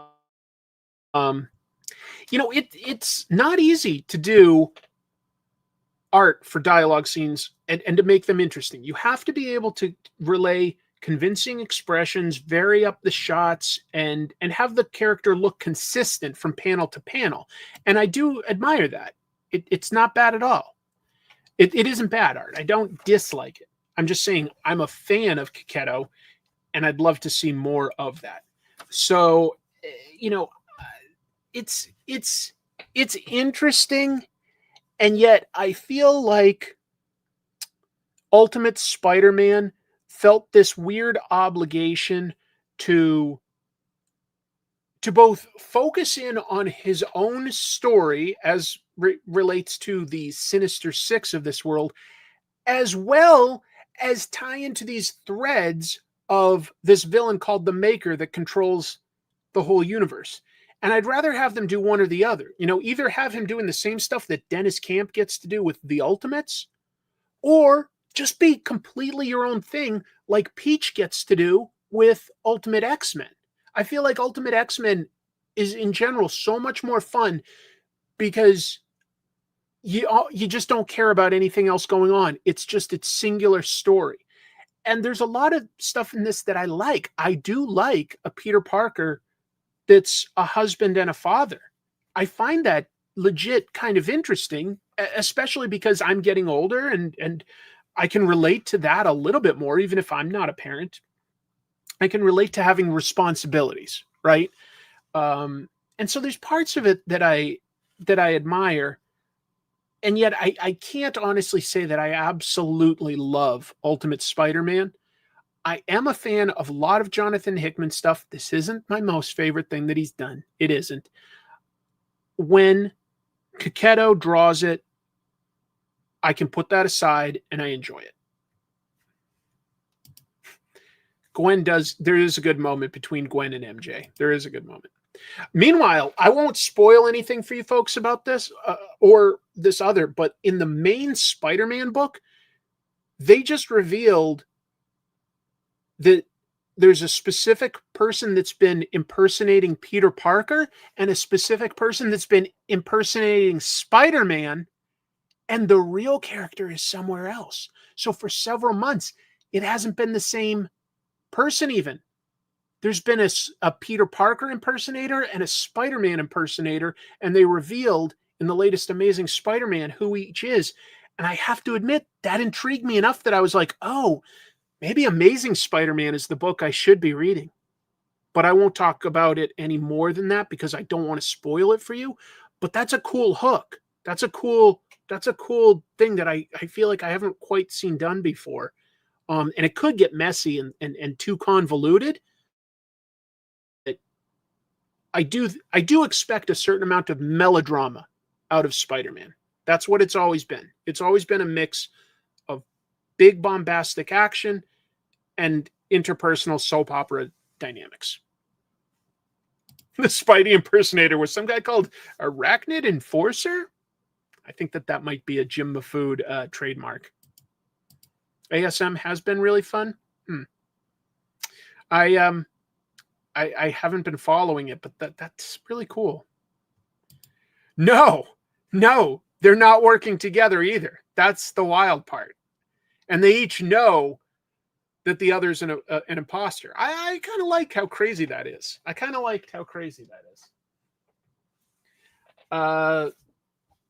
Void Rivals is definitely a blast, and I think that Connor Hughes is a really good fit for this. I have to admit that some of the stuff I like the most in Void Rivals are the subplots that have to do with either the people from Cobra Law, which ties into, G.I. Joe characters, or the Transformers characters. And it's not that I dislike Solila and Derek, who are the main characters of Void Rivals. I just have to admit, I love the subplots with Transformers characters, including, what do you call it? I'm trying to remember the character's name from G.I. Joe, the movie. Pythona? Yeah, Pythona. Pythona, one of her guards is having their bio armor take over them a little bit and fighting it. it's just become a lot more intelligent than it should be. That's an interesting thing. I like Hot Rod and Springer. They're just sort of fun, kind of goofballs. And I really like, I would never have guessed this, Skuxoid. Skuxoid was a bounty hunter character in the 3rd season of the Transformers animated show, only in like maybe 2, maybe 3 episodes. And it's just bonkers to me how interesting Kirkman has made this character with this elaborate backstory of how, and it explains why he's such a good bounty hunter. When he gets like almost irreparably damaged, instead, not just one part of him heals, any part of him heals, like as long as there's enough of him. So Skuxoid has actually separated and separated multiple times throughout his history, and they're all confused as to which one they are. I'm like, what? That's amazing. So these subplots are some of the most fun stuff as compared to the main stars of the book are dealing with a warring society that has hidden secrets. That's good. That's good conflict. They've set up this huge villain that could emerge if they don't all unite their forces. I like that. That was one of my favorite things in the books, kind of in the TV show of A Song of Ice and Fire, TV called Game of Thrones, where everybody was fighting to control Westeros. And if they just worked together, they would be able to face the bigger threat of the White Walkers that were coming down to conquer. And the only reason that became a bigger and bigger threat was because nobody was working together. They were all battling amongst each other. Well, in this, we've got the two alien races constantly battling on their planet, whereas if they were able to unite, they could face this bigger threat that's coming of Goliath. And I like that they can't focus on that because it feels very real. I know, it's like Skuxoid of all characters. I never found him that interesting or at all on the cartoon. But it's the most fun thing. Skuxoid is the real star of this book. When Kirkman can just sort of do his own thing, he can really create some very fun nonsense. And I mean that as a total compliment. All right, so we got a new version of Batman. Interesting. It's using the new Elseworlds branding that they haven't used in a while. And what is it? Great cover, first of all, Dan Mora. Never does bad. He did some of the designs for this. And the writers and artists are all people that have worked in the Radiant Black Massive verse. Erica Durso drew, what was it? Inferno Girl Red. And we've got Kyle Higgins and Matt Groom who've worked together a bunch as the writers. It's a story set like, in the far future in space, and characters are being hunted by this, cool version of Batman. But then we finally get to the origin of this version of Batman, and it borrows a lot from the Phantom, if you know the Phantom. I'm trying to find where they've got sort of a little bit of the origin, because I think that will either tell you whether this book is for you or not. Okay. So, at some point in the future, mankind learned a way to go faster than the speed of light, and evolved. And once they started using that, these weird sort of shadow monsters started emerging. And into all this chaos, 3 great fighters learned how to harness that energy in different ways, and they became the first Robin, Batman, and Nightwing. Okay, but that was a long time ago, and they have passed down that mantle for generations. That's why this book is called Immortal Legend Batman, because people in general think that these characters have lived for longer than human lives. Okay, the Phantom hands down his mantle to his son. This one is more just handing it down to the next worthy person. But I like the idea of a mantle, and I think that it's a very DC Comics thing in general, because we've had over quite a few years, Kid Flash, Wally West became the main Flash, right? And even before Barry Allen, there was Jay Garrick. There's like that mantle, that legacy. How many Green Lanterns are there? You couldn't even count them all. How many Robins have there been? Like 6 or 7, right? They're saying that the current generation of Batman, Robin, and Nightwing is Tim Drake, Dick Grayson, and Bruce Wayne. But then there's some mysteries within that. They go up against this. Up to now, these shadow creatures have just sort of been mindless entities. But in this, it's impersonating someone. And they call it the Two-Faced Man, which I assume is basically their sci-fi take on Two-Face, which would make sense. But I gotta say, having like a sort of a shadow being that also like shoots like energy out of the eye and stuff, they're shooting energy out of the eye, that makes me think of Eclipso. I don't think it's supposed to be Eclipso, but I kind of almost wish it was. The original Nightwing in this was a woman, but we are talking several generations down the line to the current era. Anyway, that's just setting up some of the background. I'm not going too much into the mystery or the fights that are within this. I skipped a lot of those pages just so that you can like see if that's the vibe that would interest you. I would say that it interested me more than I expected it to, and I'm going to stick with this. I'm going to read some more. I want to know more about this world. I want to know more about these versions of the characters. And there's some cool twists with who's behind the mantle of Batman right now. Oh, there's way more than 4. We've got Dick Grayson, Jason Todd, Tim Drake, Stephanie Brown, Damian Wayne, Carrie Kelly. That's just 6 right there that I can think of off the top of my head, and I bet that there's been 1 or 2 that I'm not even thinking. Right? That's at least 6. Robin Williams teamed up with Batman a lot. Oh, hey, oh. It is to say, ooh, I'm so afraid of you. Ooh. Hello. Burt Ward was a Robin. Bruce Wayne was a Robin in the Silver Age? That story I don't think I read. But anyway, I'm just saying like a canonical, more than 1 issue. Those are at least 6 different Robins that we've had. And I feel like there's 1 or 2 more that have been in like sort of like alternate universes or something like that. But yeah.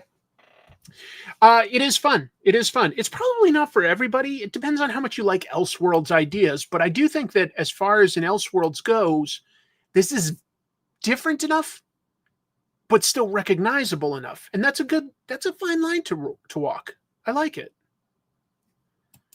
Untold Legends of the Batman. Did that have a different Robin? I'm not talking about the actors, you sillies. I'm talking about the characters.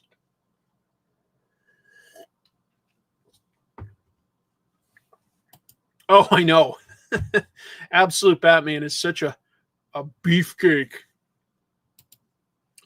I think Robin Williams was almost a couple different characters in the Batman movies. I think he was always interested. I think that they had him interested in playing characters like Mad Hatter or Scarecrow as well. Nanu, Batman. So let me talk about Beneath the Trees and Absolute Wonder Woman.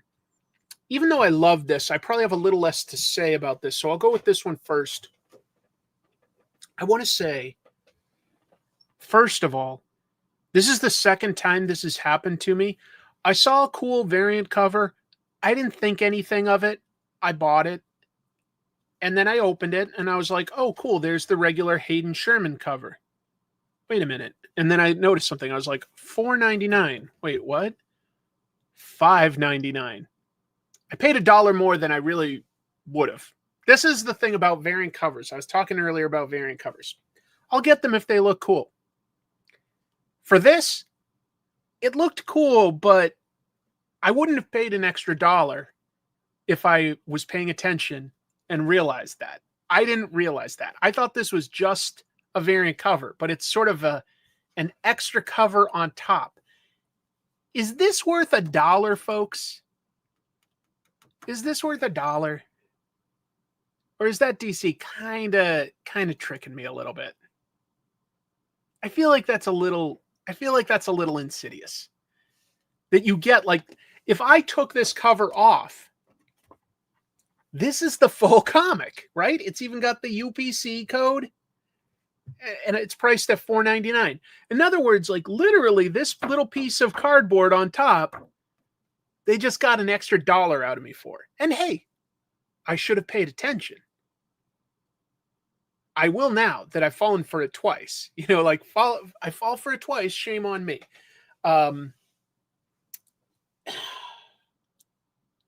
I just wouldn't have done it if I was paying closer attention. And I feel like I kind of got, not exactly scammed, but a little bit tricked. A little bit tricked.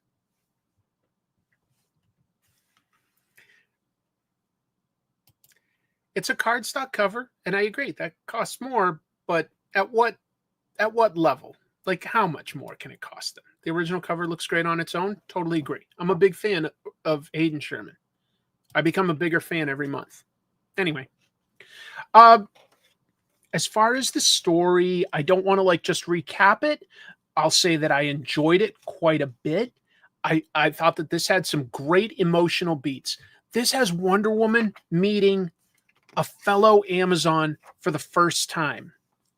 And it's just beautiful how much they mean to each other. I truly felt like there was a sisterhood there and that it had meaning. It was family, you know, and to accomplish that within just a couple short pages is a testament to good dialogue by Kelly Thompson.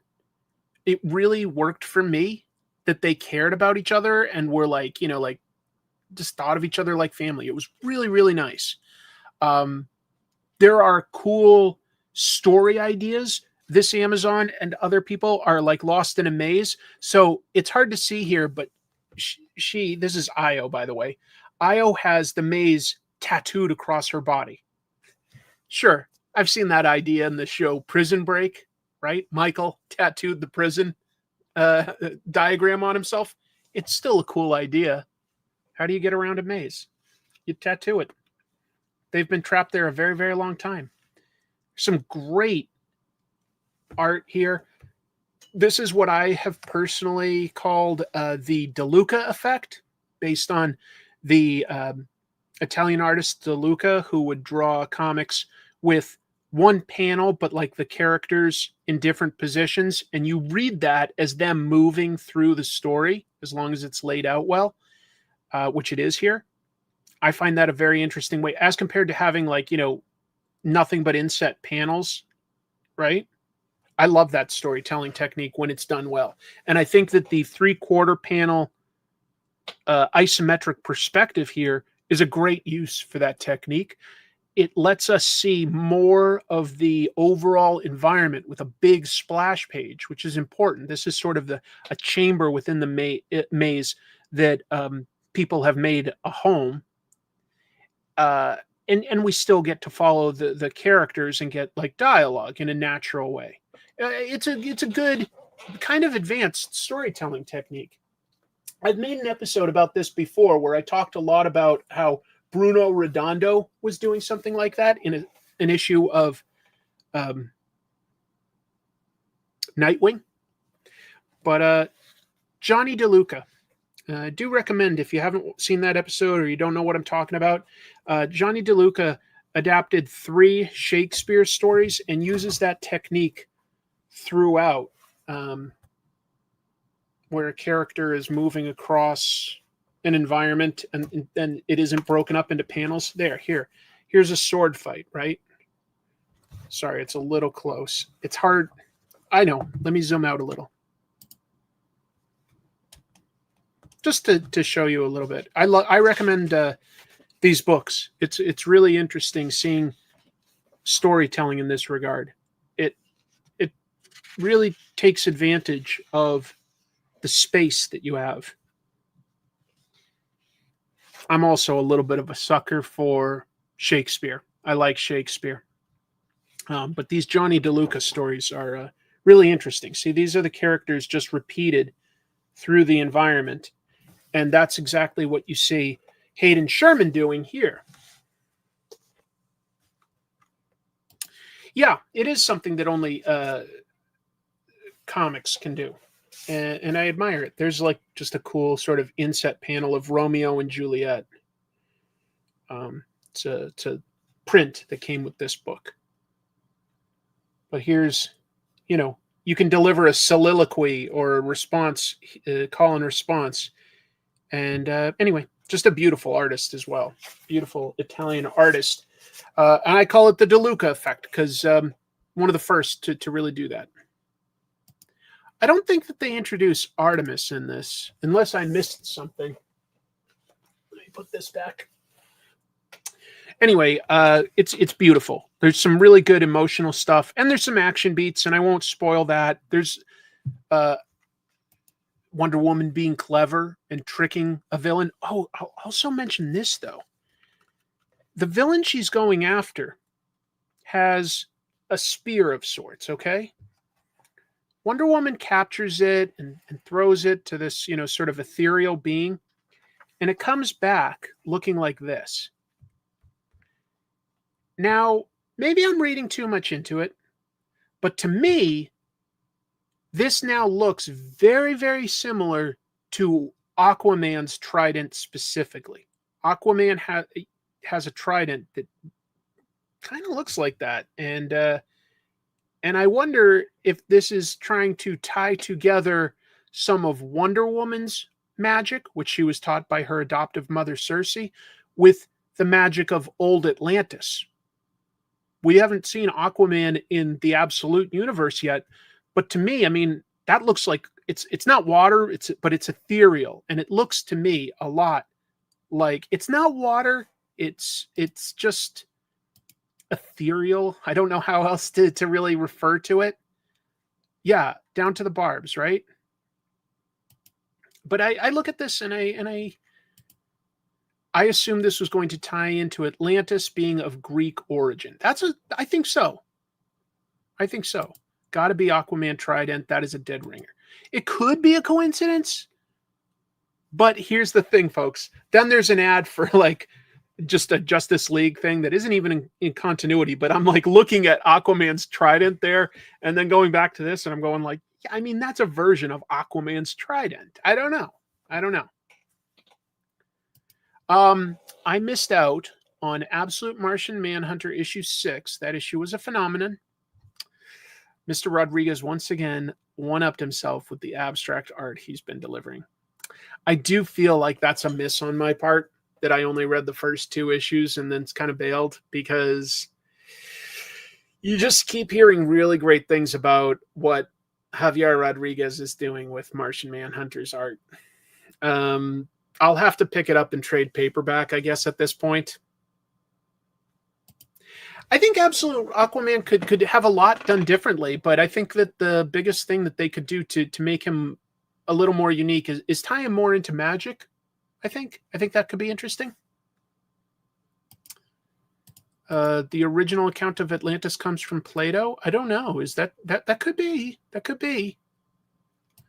I agree. It might not be anything. It really might not be. I might just be reading all the way in to what is not meant to be anything. It just looked like something to me. Maybe not.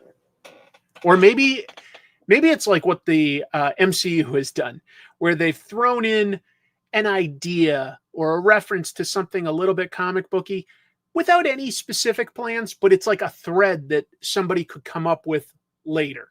Maybe it's just an idea that they're tossing out and somebody else could use that if they want to, but for now it's nothing. It might be that. It's Blue Devil's Trident. Absolute Blue Devil coming this month from me.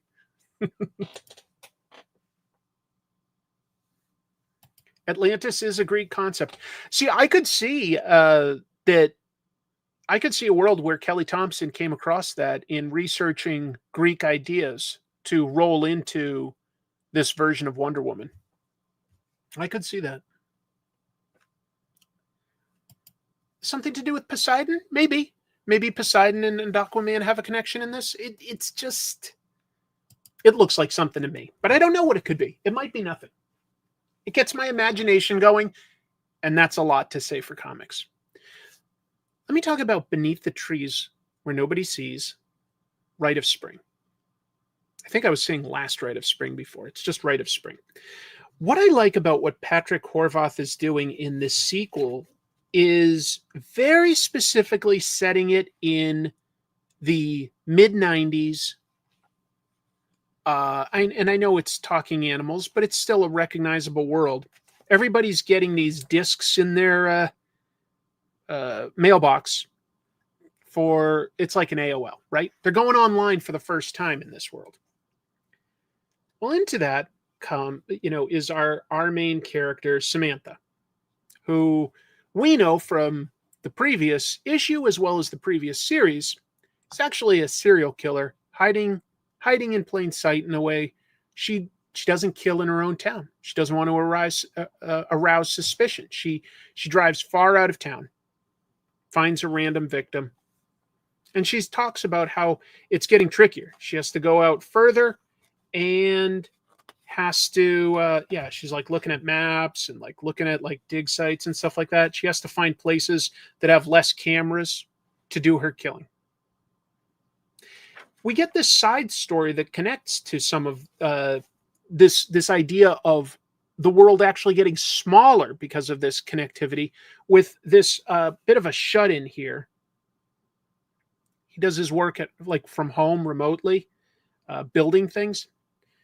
And here he's like taking his dog out for a walk, and somebody talks to him, and you can just tell that he gets very nervous about it. And then he comes across a wild bear. Even though there's animals, there's still wild. Even though these are based on animals, I should say, there are still wild animals. There's a bear in the town hunting for food, and he gets scared. He's already scared being out and about, but this justifies it. Well, this talks about how the world is getting smaller because there's more stuff getting built. The forests are getting smaller, and so it's pushing wild animals into town. And until now, like, the townspeople are just mentioning things like raccoons and foxes and stuff. But now there's a bear, and that's a little bit dangerous. So there's these elements where it ties it together and talks about how the internet makes the world smaller. And I found that really, really interesting. Specifically, Sam decides to get online for the first time and comes across message boards where she realizes people are starting to talk about victims that she's killed in the past. She's like, oh, there's a new way for people to potentially find me. So she has to like start thinking about that, about how she will continue to operate in this quickly changing world. So the fact that Sam is a serial killer is one level of this story. But another level of it is how we all have to find ways to adapt to our ever-changing world.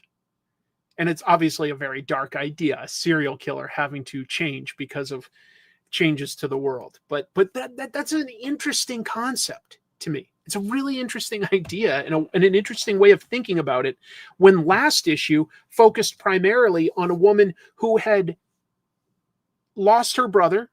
We know that that guy was killed by Samantha many, many years ago. She doesn't know what happened to her brother, and she has dedicated her life to living in the city and only working to have enough money to hire detectives and spend time online on these message boards trying to find her brother.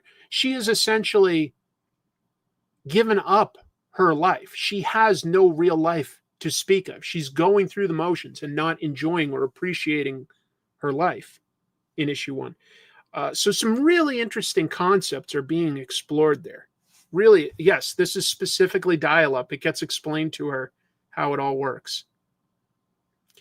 Talking animals alongside non-talking animals isn't that unique within funny animal books. It's definitely an element of the Disney characters, and Mickey Mouse and Donald Duck were at one point the best-selling comics, and they continue to sell well. So there's just a lot of layers to this book that you could just go, oh, got it. It's about a serial killer and it's drawn in a cutesy animal style. Well, I'll just be honest. That's one level of it. And there's multiple layers here to appreciate. So do I recommend this book? Just to be clear, I absolutely do. And I understand if sort of horror isn't up your alley. I do get that. I'll just say that it's an excellent comic book. So ultimately, I'll just say this.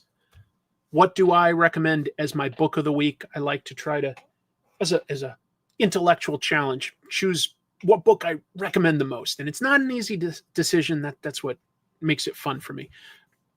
This week, Beneath the Trees, Where Nobody Sees, Rite of Spring, issue 2 is easily my pick for book of the week. I just found it absolutely interesting as just a story, but also interesting in the themes that it's exploring. There's several things that I haven't shown you in this that talk about other themes. There's lots of layers to this book, and I really admire it. I really enjoy it. It deserves its hype. It deserves its hype.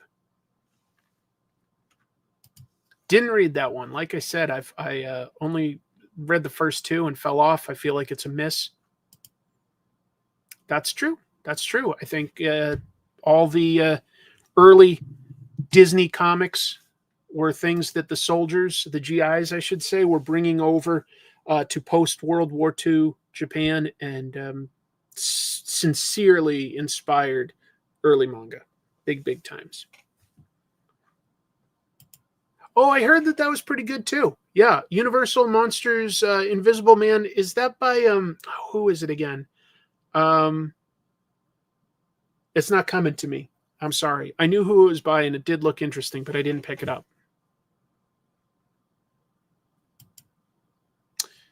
Strong recommendation. Just from the first 2 issues of Absolute Martian Manhunter that I did read, I could see the similarities that you're talking about. Shade the Changing Man, specifically the 90s Vertigo version by Peter Milligan. Pretty cool, groundbreaking stuff. Oh, that's so nice of you. Thank you, EJ. I'm glad that you tried it out and that you enjoyed it. I love it when I can recommend a comic and somebody tries it, but ideally I want them to like it. There are some incredible anthropomorphic animal stories right now, both human and less human ones. Yeah, Feral is totally a good book. Oh, great book, really. I think that it's a huge subset of comic books, funny animal books. Bucky O'Hare, to a degree, even Teenage Mutant Ninja Turtles is a type of funny animal book. And I think all the Disney stuff counts. Even like sort of more satire stuff in the Bronze Age, like Spider-Ham, just speaks to how talking animal stuff continues to be relevant. Sonic the Hedgehog is still a good selling book, and that's a talking funny animal book. I call it funny animal book. I think it's fascinating how the funny animal subgenre of comics continues to be relevant and continues to be just a piece of comics culture. I really like it. Mighty Mouse, Howard the Duck. Howard the Duck counts. I mean, there's crossover, of course, into people that are not talking animals, but that is a talking animal. Absolutely. Pogo by Walt Kelly. Fantastic stuff. Fantastic. Such good art. Mm-hmm. Yeah, I think kind of what's cool about it is that I call it sort of a subset of comics because it can cross over into different genres. It doesn't just have to be sort of gentle humor. You can do other stuff with it, like crime fiction, like with horror. Usagi Yojimbo. Usagi Yojimbo works on several levels because it's a samurai adventure story. It's also a period piece, and it really teaches you quite a bit about Japanese history and culture if you're willing to read the stories. But it doesn't like just lecture you, this is what happened, then this happened, and that's what that means. Yes, we did do a trash movie bonanza. We did a double feature episode where Jim and I talked about Howard the Duck. There's the Chip Zdarsky version, as well as Swamp Thing. We talked about both. We talked about a Marvel and a DC from the 80s. Oof. Sorry, shoulder bothering me a tiny bit. Tell you what, that was a pretty close to even 2-hour show, but I've got plenty of battery life here. How about I paint a little with these acrylic markers that my sister got me that I'm having fun with, and I'll talk about some more stuff that's going on in my world, because my wife sort of made this line art based on the G.I. Joe cartoon so that I could just play with these acrylic paint pens. It's just like painting, but just in an easy-to-use brush pen, and I don't have to mix the colors, and it's a blast. But before that even, these just came out today. Let me open these real fast. The Spider-Verse. The Spider-Verse obviously introduced tons of different Spider-Men, and I liked it. I like their designs. I like the crazy, extreme, weird Spider-Men. And I picked up 6 blind boxes. And guess what? I haven't opened these yet, but I can already tell you none of these are going to be duplicates. Because when I went to pick these up, there were some really nice like teenagers that were like scanning each one. I said, "What are you doing?" They said, "There's an app called you can't see that. It's called Minifig Scan. If I bring it up to scan, hold on. It's got a scanner here, right? And I scan the little QR code that's on the bottom of these packages, and bam, it tells me what Spider-Man this is going to be, so that I don't have to buy duplicates. Look, I like blind boxes, but I don't love buying duplicates. Let's just take a look at one or two of them, at least. Let's see what we got.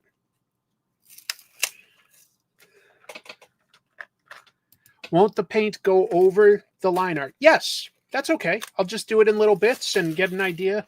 And you can still see enough of it that I can then shade it. So my first, and it is just what was scanned.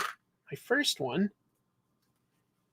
you get this little sheet of the potential Spider-Man you could get. Now, I didn't get all of them. I didn't want to spend a fortune. I should have gotten Spider-Punk, especially since my buddy Jim Mafood obviously has done some work on, that character. And I would have liked to have gotten this, but I didn't spend that long like scanning them all. This is Spider-Man with Mayday Parker. He's got like a little baby. I think that's fun.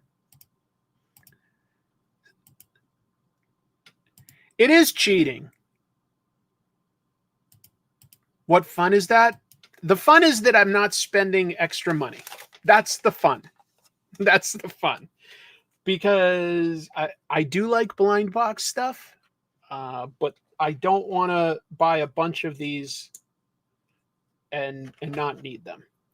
So this is a character that was introduced first in the Spider-Verse comics, I believe, as compared to the movie. And it's, I want to say Charlotte Weber is her name. Hold on. Backwards cap. No, you can barely even see that. And this is specifically a spider person that has, and I forget the name of the specific disease, but like not strong limbs. So has walkers, has little walker sticks.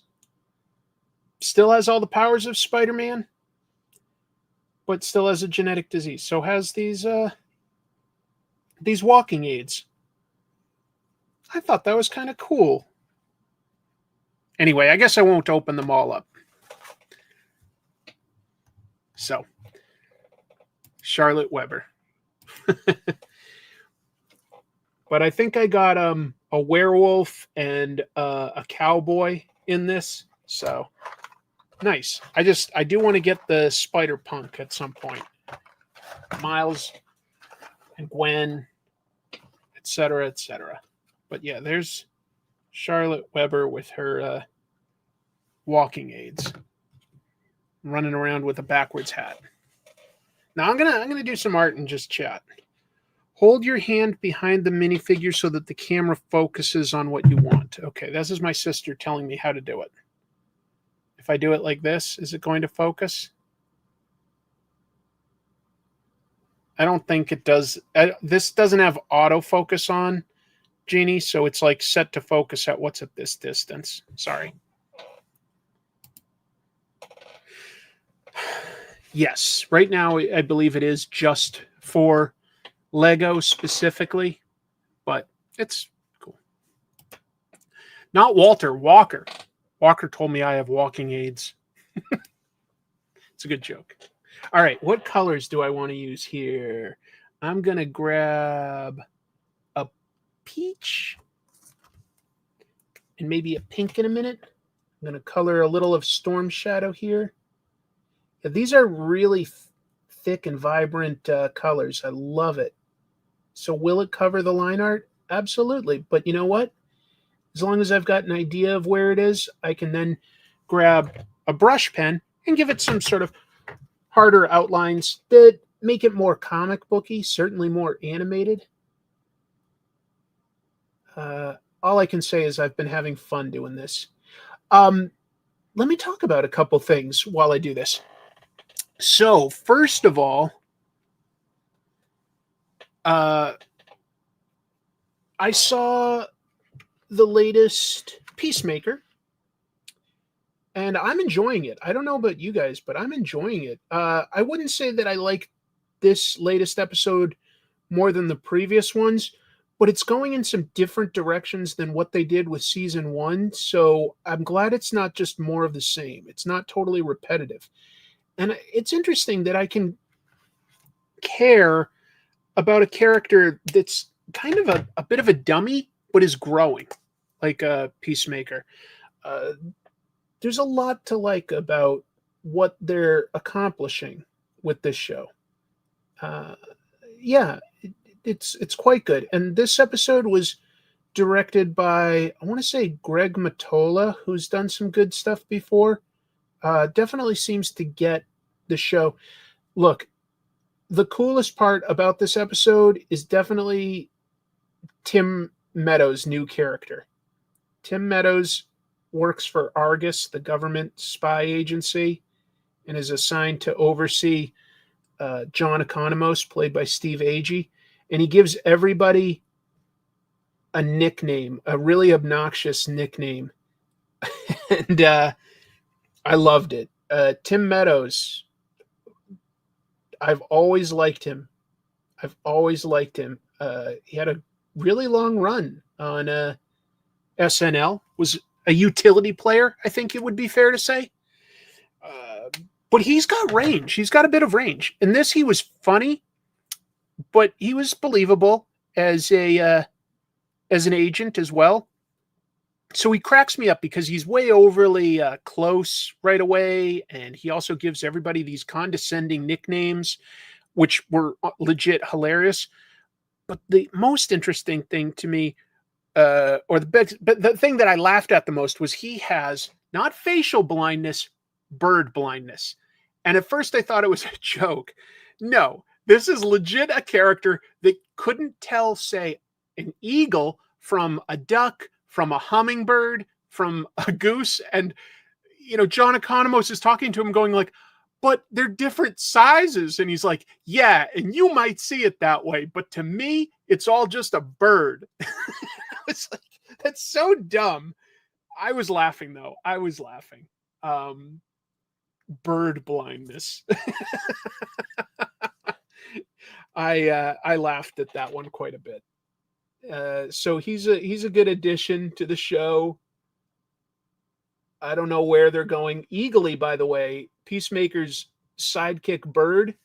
Oh my God, that thing was kind of terrifying. It attacked some people in this latest episode, and it was dangerous. So that was good. That was fun. I like the show. You know, I think I mentioned last week that Marvel editor Tom Brevoort posted he thought it was a bad idea to follow up Superman with such a hard R-rated TV show. That was like, you know, that, and I get sort of what he's going for, because yes, tonally they're radically different. They're radically different, but it's not like they're putting this on Netflix. They're putting it on HBO Max. It's clearly labeled as like rated M or whatever.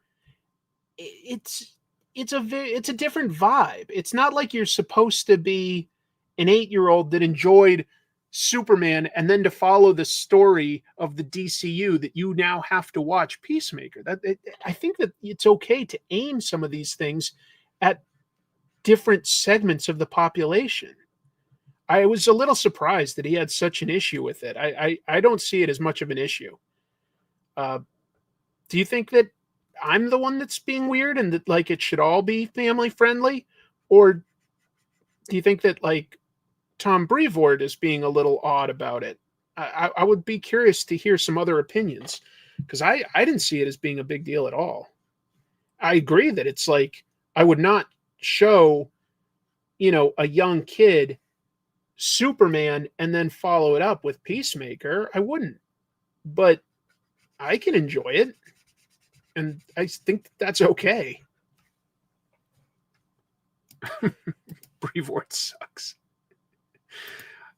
By the way, Tom Brevoort had a weird ass take yesterday where he was talking about how, you know, yeah, AI stuff is bad, but I'll tell you this, it's really fun. I was messing around with Gemini and, you know, created some really cool stuff. So, you know, it's still pretty fun. And I'm like, kind of like, you could probably think that and everything, but I don't know if you should be sharing that with the world when you're a decision maker for what artists get hired at Marvel.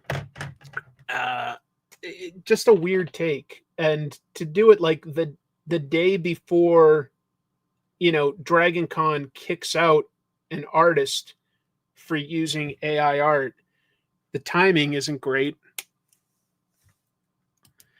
I don't think it's an issue. EJ's talking about Peacemaker versus Superman. It doesn't feel like the show was required watching. Exactly. I don't feel like they're continuing all one story. It's just set in the same world. Whatever. I don't think it's a big deal. I think Tom Brevoort was talking about writing. And look, first of all, is AI bad for the environment? Objectively, yes. It uses a ton of resources and processing power and just eats up water. Just eats it up. But I think that there are different uses for AI technology. And if you were using it to, say, organize things, make me a chart of sales. I don't know what it would be. Make me a list of somebody's bibliography in chronological order. I go, okay, you know what? I see that as saving time versus like sort of Googling it or reading from a bunch of different sources like Wikipedia and stuff. And I go, okay, I sort of see that as an advantage. You know what? I hope that that's not a weird hot take. I could see that as being an advantage. But as soon as you use it for creativity, for like creative writing or for art, I think that's kind of shitty. Oh, Shin Matthias says he was talking about images because he posted them. What? I don't think that's a good look for an editor to be posting AI images. If you want to have your fun quietly, I guess do it. He did post images. Well, I ran into that myself because I gave a shot at using AI for something, and I can't remember. There was an episode recently, and I think I talked about this already, but I asked it to pull some quotes for me from either an artist or a writer or something. And it gave me a few quotes and what the magazine it was from was. And for a minute, I trusted it. And then as soon as I was actually reading it to camera, I go, you know what? I better double check this. Because I didn't take it myself. I did just trust AI for the first time. And you know what? I looked it up. They transcribed it weird. It wasn't saying the same thing at all. And if I had released that episode, people would have jumped on me going like, I can't find an example of this, writer or artist saying that. Like, what are you talking about? I would have had it wrong. So AI can fuck you over, essentially. It can fuck you over because it's not reliable. It's not real. So I don't trust it. Maybe that's already making me sound old-fashioned, but I legit don't trust AI because I almost used it to gather some quotes like you would with a search engine, but like trying to save myself the time. And thank God I double-checked that. Thank God I did, because I would have been so embarrassed if I released an episode with incorrect information. And I mean, I have made mistakes and I do get embarrassed, but like it would have been my own fault, like real bad if I'd moved forward. I was trying to save myself some time and thought that it could work a little bit like a search engine. But what I found was you can't trust it. You can't trust it. So it didn't save me time. If anything, it could have cost me more time because I would have then had to go back, rewrite some stuff, refilm it, re-edit it. I could have really been screwed over by it. Yeah, it's a shitty tool. It wasn't good. Exactly. It isn't fact-checking anything. It's giving you what it thinks that it's predicting what it thinks you want, but it isn't actually checking its work. I think it definitely has its uses, but it's not the uses most people choose it for. I would say to organize ideas or like information, maybe, but check your work because you can't trust it to like actually like write a paper or write something creative, let alone create artwork. You've got no process. You haven't actually come up with an idea. You haven't come up with an executable idea. You've come up with like the germ of an idea.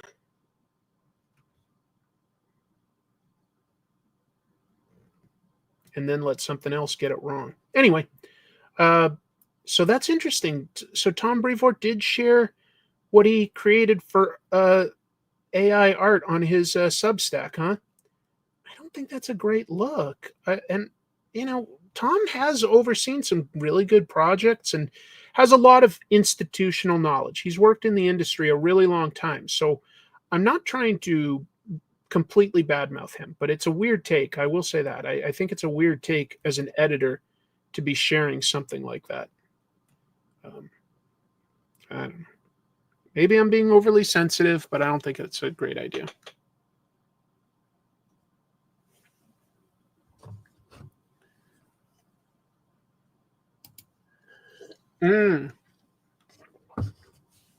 Yeah, I sort of know what you mean there because it's like I used to be able to Google something.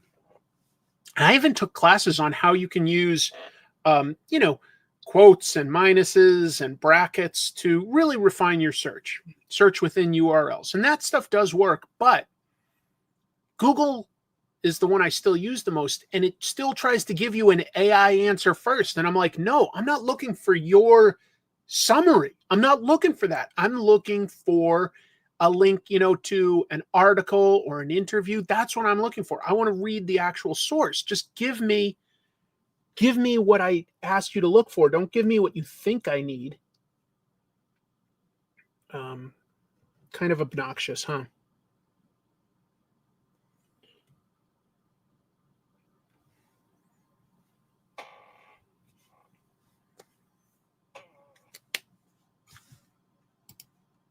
Boolean modifiers, yeah.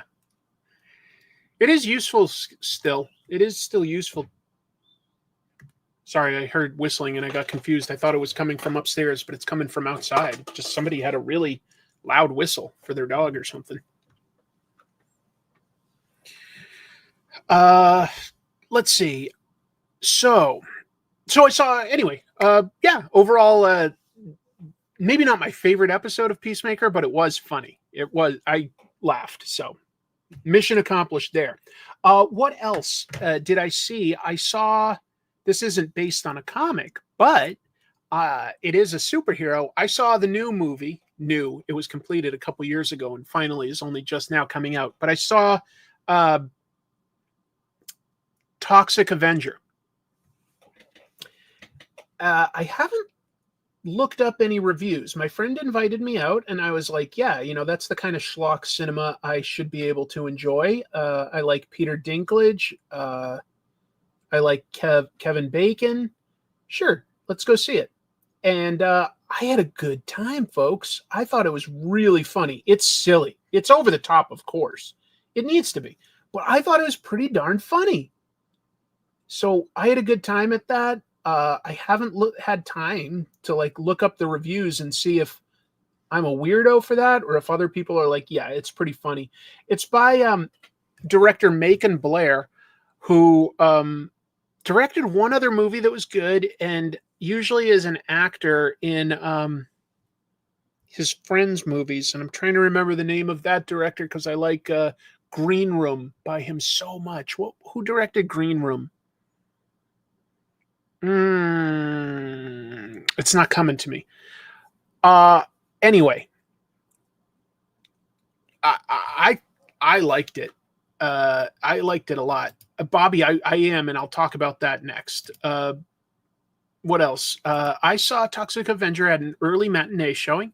I was the only person there, but that didn't bother me. Loved the film. I agree. Look, is it super violent? It's unrated, to be clear. Although I'd go, yeah, that should have been an R. I don't think it was that extreme. It's pretty violent though, for these days. It is fun as heck. I like this more than the original. I don't love any trauma movie, to be clear, but I like this version. At some point, I will go ahead and see the Red Sonja movie. I haven't made time to see it yet. I'm curious. It's a comic book movie. I do want to see it out of curiosity. Peter Dinklage is great. He's killing it on Dexter right now. Dexter's comeback interests me. I gave up on Dexter after 5 seasons. I really loved it up through season 4 with the Trinity Killer. Oh my God, that was good. Yes, Murder Party. Murder Party is good. Exactly. Also by Macon Blair. And he did another one too that I'm not thinking of. Yeah, Green Room is so good. Oh, it just makes me so sad that we lost what's his name? I'm sorry. Anton Yelchin. And to such a dumb car accident thing, where just the parking brake failed or something, rolled over him. Oh, just tragic. But he was really good in Green Room. So is Patrick Stewart. Absolutely terrifying as just a right-wing racist, skinhead, basically. Thank you, Jeremy Saulnier. I love Saulnier. He's really cool. Oh, no, I haven't seen Caught Stealing. I am curious about that one. My friend said it's really good. Anyway, Peter Dinklage is legit, not just funny, but interesting as a very sort of tragic, put-upon character in a terrible world, comically over the top. But it makes him a hero in a very different type of way because he doesn't give up. And he's got lots of reasons to give up. Your boy Bill Belichick is getting crushed 41-7. Bill Belichick, I'm grateful for the dynasty he gave me as a Patriots fan. And I think he's a little bit of a weirdo now. I almost feel a little bad for him in his weird relationship with that super young girl, but he's a weirdo. He's a weirdo. The 2 newest Dexter shows are totally accessible if you only saw up to Trinity. Like I say, I saw the season after that too, and it just kind of lost me.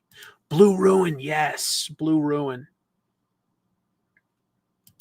Did I see who the new? Oh yes, I didn't spoil it, so please don't say it here. I did, though. I did see who the new Spider-Man and the new Peter Parker is, and I have to say, it interested me enough that I might pick up an issue of Amazing Spider-Man to sort of catch up and give it a shot. I thought that was some pretty interesting stuff.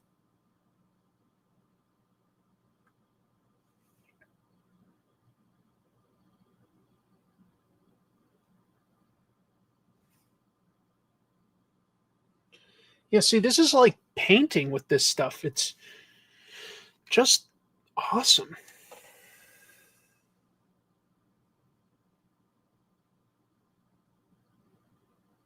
So am I going to get like the exact preciseness that I do with just like drawing and inking? No. And I'm kind of like okay with giving up that flexibility for the fun of just filling things in.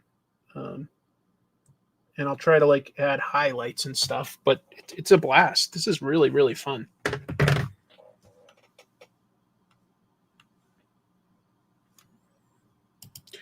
Yeah, we weren't talking about movies. I just realized we were talking about comics was the question.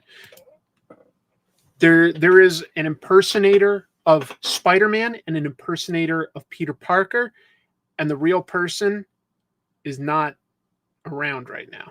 It's really crazy. It dries very fast, very fast.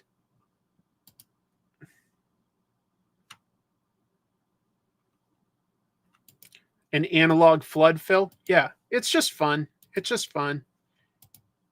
A nice traditional cell look when you do comic and anime art with them. Their opaqueness makes them so vibrant. That's what I'm enjoying about this, yeah.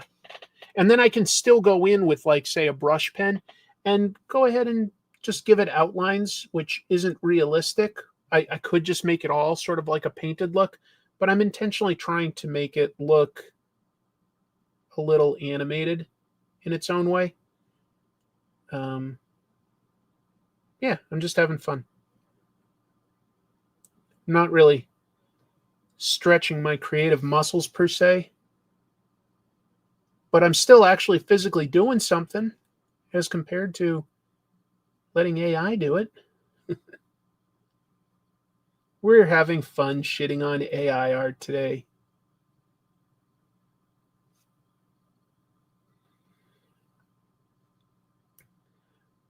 Anyway, yeah, Dave, West Coast Avengers, has his direct edition show and has both Kirkman and David Finch on right now, so I would definitely give that a recommend. Kirkman's always interesting, but David Finch is, beyond being a good artist, check out his YouTube channel sometime, David Finch's. He gives some damned good lessons for making art. I only discovered that very, very recently. I was like, oh, he's got a YouTube channel. And I looked, and he's got some really good lessons. And I really admire that when artists, beyond just promoting themselves or something, like give back a little through something like that, through teaching. I love it when Sean Crystal and Jim Mafood do that with Ink Pulp, Eric Canet and Matteo Scalera, guys like that. They're really teaching you some really beautiful things. But yeah, I was surprised. David Finch does some good stuff there on his YouTube channel. I do recommend it. Skinbreaker looks like it could be very, very cool. Yeah, I've definitely seen Dr. Giggles. I don't remember it super well, but that's definitely the kind of movie that we should cover someday on Trash Movie Bonanza. That's definitely the kind of movie we should cover. I bought a parallel rule because of David Finch. Between his and Daniel Warren Johnson's tutorials, I finally got a handle on perspective. Perspective is hard, but there are rules to it that make it easier. You know what's always impressed me about Jim Lee is how fast he is. He's very confident, and I really admire that. I think he... I love his confidence in his own work. And he's got some really good instincts for layouts and character designs. He's got some really good ideas. So, yeah.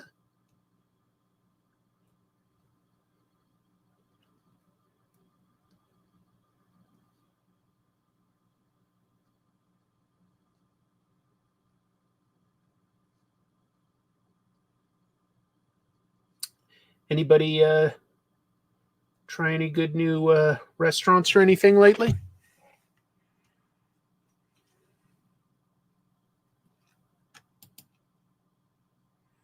The wild thing is how to draw comics the Marvel way has everything you need for perspective. I was just lazy and skipped them when I was younger. I understand, you know? Ruth's Chris. God, I love Ruth's Chris. You know, I was lucky.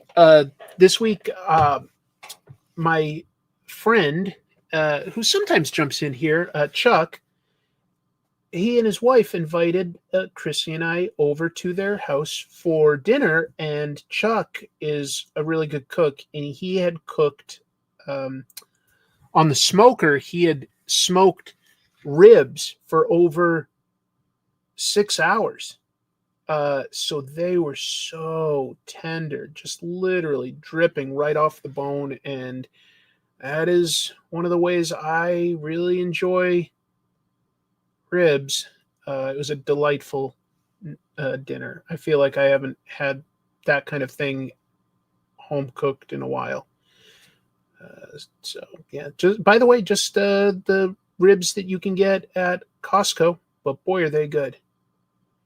They come marinated, smoked so well.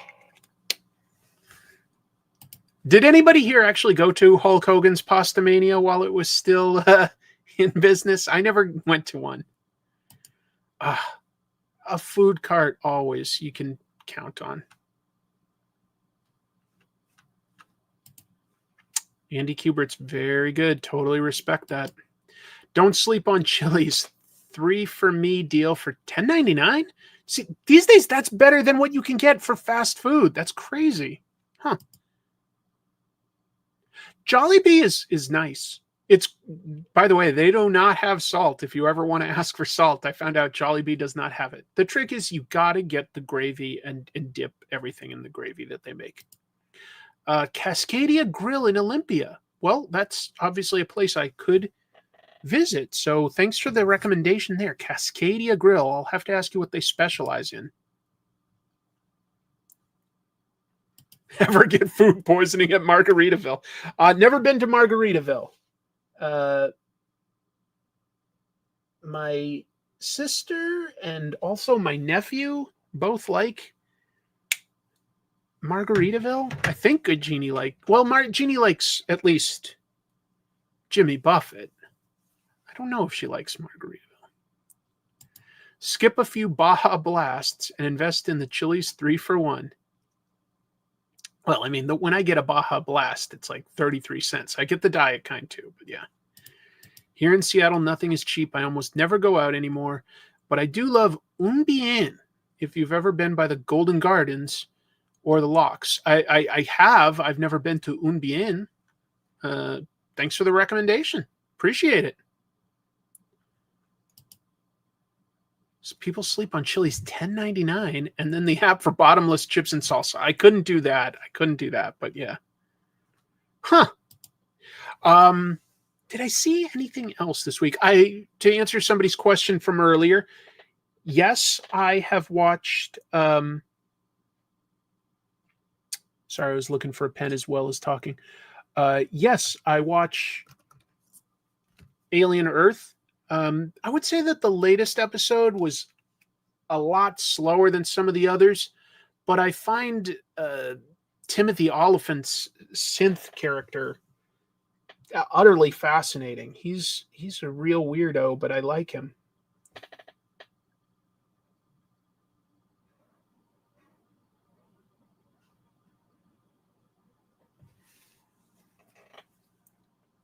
Good show. Yeah. Thank you for sharing that with me, Steve. Steve sent me a photo of a tattoo of Splinter from Ninja Turtles holding up this Mountain Dew Baja Blast. It was crazy. Anyone else drawing while they watch Listen? I often hear that a lot of people do, if not live, at least like pulling it up later throughout the week. I hear that a lot, and that's really flattering. I recommended Weapons strongly. I would say it's the second best movie I saw this year after Sinners, which I think is saying something. there's somebody else that's drawing. Nice.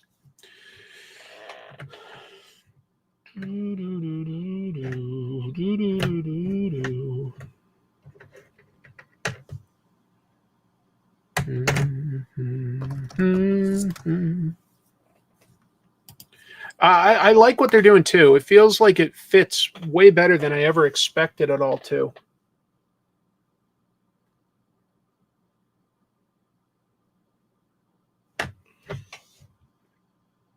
I was at first when they were saying that there's going to be an alien show before the first movie and that somehow aliens are on Earth, I was like, that doesn't feel like it makes any sense. But it totally feels like it fits. I get it.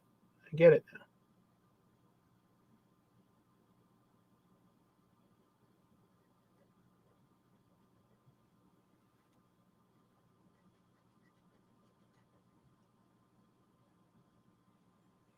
So yeah, that's good. I'm watching.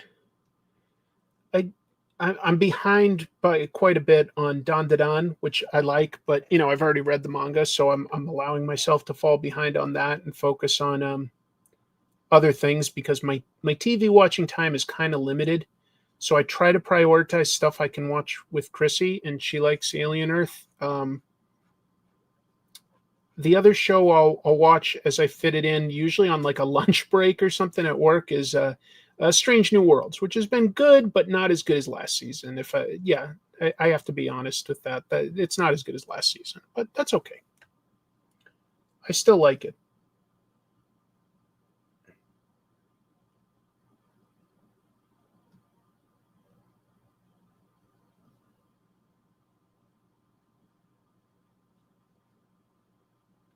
What else are people watching, though? I don't have all of the streaming services, to be clear. So some of them, like, oh, I didn't realize I left that up for so long. But congrats, Pete.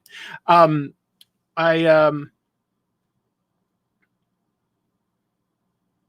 lost my train of thought. Oh, my God. Whatever. No, that's, for instance, I don't have anything, I don't think, that has Revival on it, unless it's on the cheap version of Hulu. Maybe I should check on that. Only watching Peacemaker. Fair.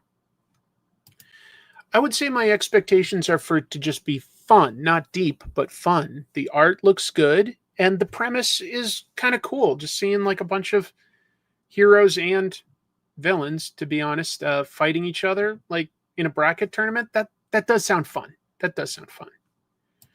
I think I've got Peacock. I'm not sure. If I do, it's the cheapest or free version.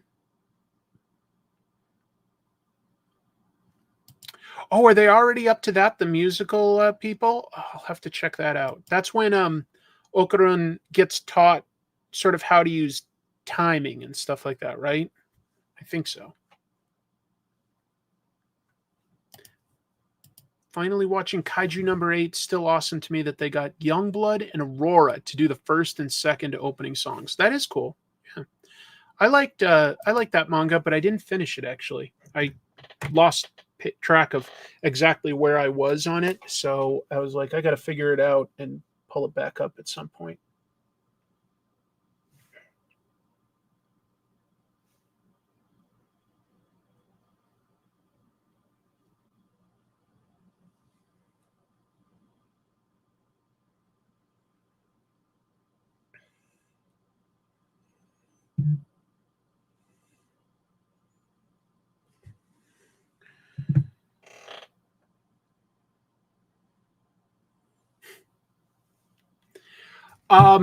You know what? I have not, and boy, do I keep hearing about it.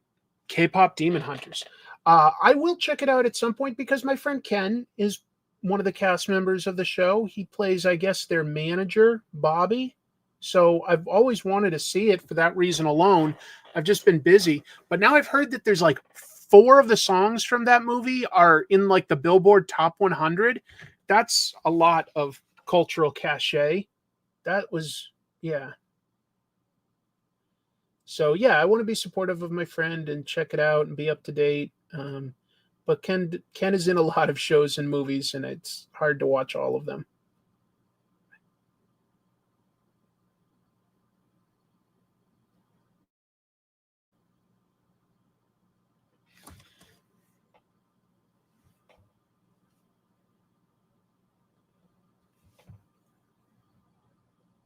But I will. I keep hearing from everyone that's seen it that they really like it.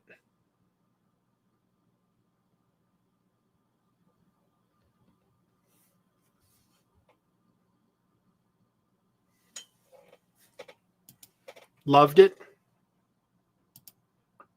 Oh, cool. Good. I like hearing that. Yeah, I've heard that it is literally the most watched thing on Netflix, and it's only been up for like, what, 2 months at most?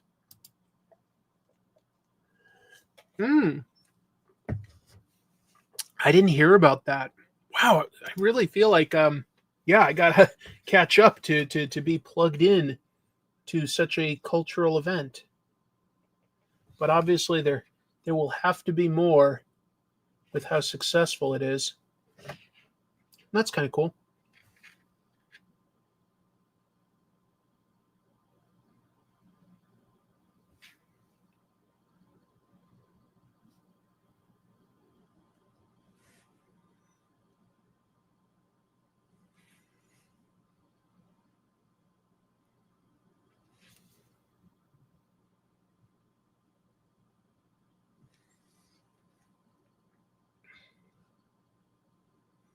It's not based on anything, is it? Or is it based on like a webtoon or something? I don't think it is, right? K-pop Demon Hunters? Pretty sure it's an original idea.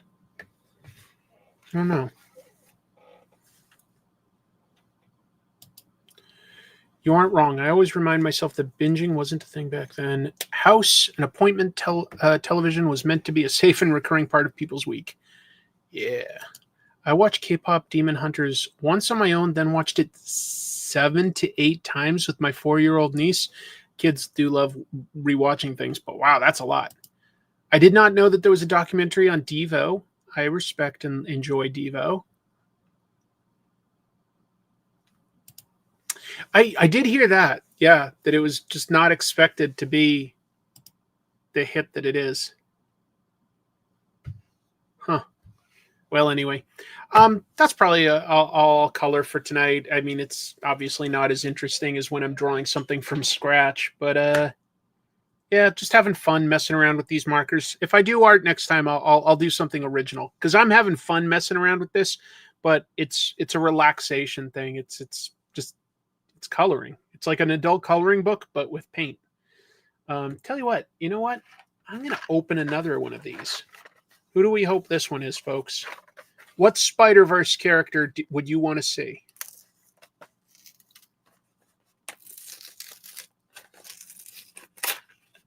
See if anybody has anything. No, I heard that it wasn't that funny. Spider-Punk, Miles Morales. I have a feeling it's going to be a weirdo.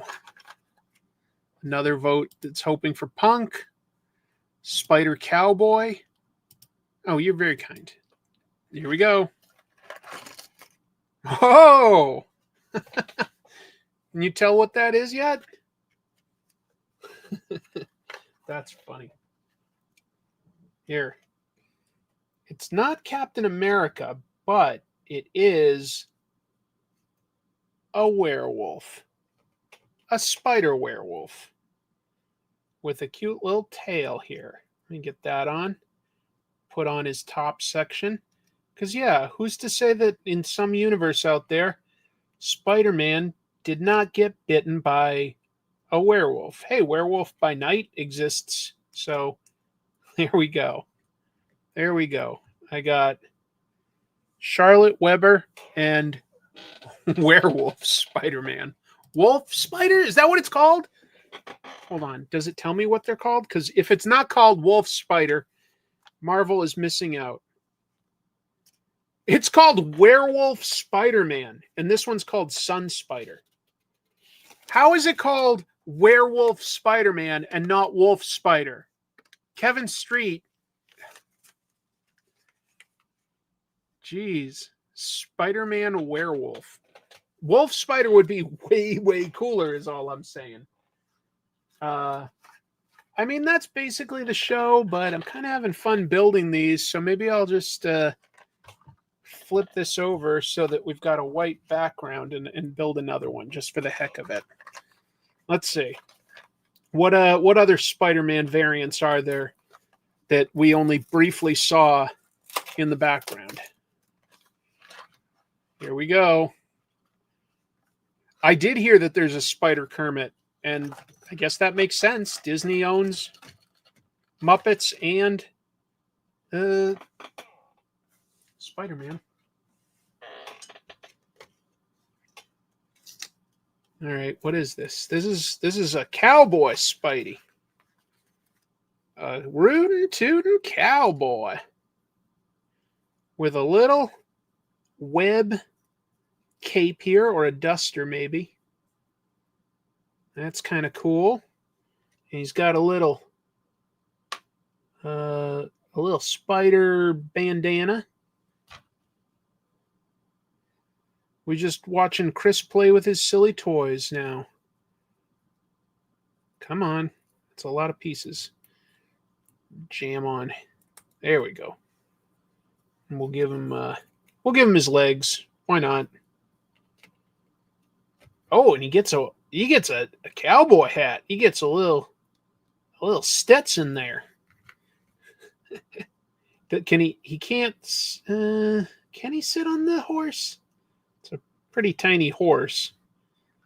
It's more like I get a spider horse with cowboy Spider-Man. Cowboy Spidey.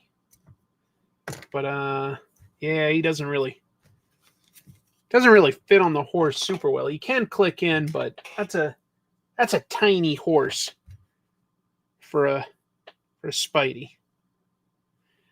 It's still kind of cool that they even gave it to us, considering that it's just a minifig. I feel like that's a good value. So there we go. He's got his little lasso and his little spider horse. Look at that. Draw, you varmint. Thwip, thwip. I like the cowboy Spidey. I like it too. All right, I'm going to keep going. Why not? I'm just going to... Yeah, whatever. I'm going to open these all, okay, folks? Should he have a banjo or a guitar? He should have salsa from New York City. New York City? All right, who we got here? Is this character called Spider Bite, I think? As in B-Y-T-E? I think it's Spider Bite.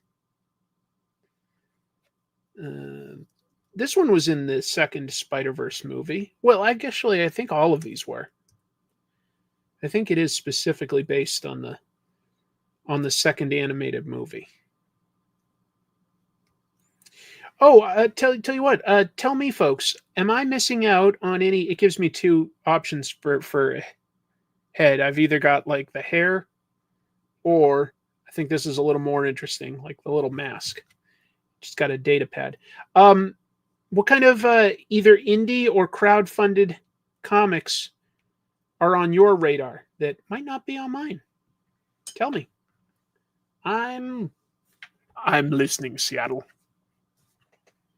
Picante. The horse does have a mask. The horse has a Spider-Man mask. That's funny.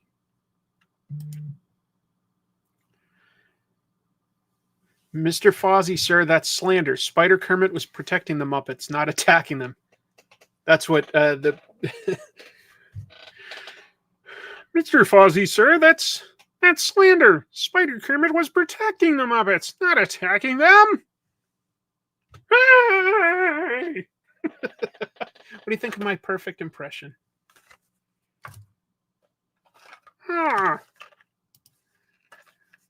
This is Spider Kermit the Frog. Okay impression, right? It's an okay one. All right, who we got? We got two more. Got two more. 1, 2, 3, 4. Yeah, I got 6 of these guys. This one is... This might be based on the Eric Larson Cyborg. I think this might be Cyborg Spider-Man. Yeah, let's see. It's not exactly a 1-for-1, but it's definitely yeah, that is Cyborg Spider-Man. let's see. He's got this, and he's got that, and he's got a little bean sprout in his hat.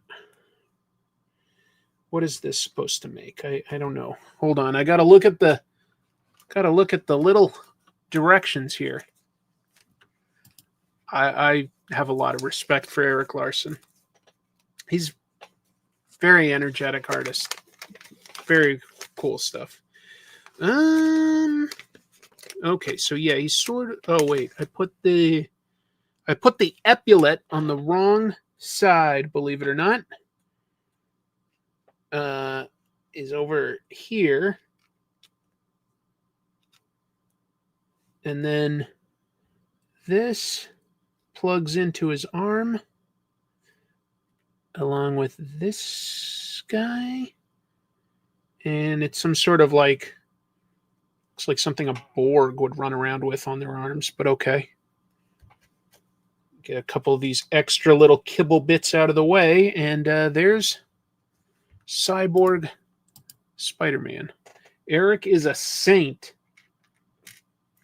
Dorothy Mantooth is a saint. Love all things Eric Larson. Sounds like I need to make an episode about Eric Larson's history. Sounds like a lot of you folks might have grown up in an era where the Image Comics founders were important. Who wants to know what I'm making for the next Comic Tropes? If let's see, we've got only 139 people watching live now. It always dips right at the end, which is fine. If 10 people say they want to hear, then I'll just reveal it. What I'm working on. Borg Dollar Store Cybermen. I recommend an indie comic above in case you missed it. Oops, I did miss it. There are things like The Town. I'm aware of Power Pulp. Yep. Even had it on the news at one point. Oh, here it is. Tamino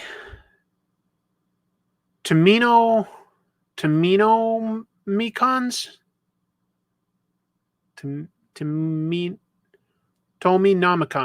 Tominomicons Greater Than Zero is a great indie read available on Webtoons or Global Comics, and I did a variant cover for issue 4. Congratulations. All right, let's see.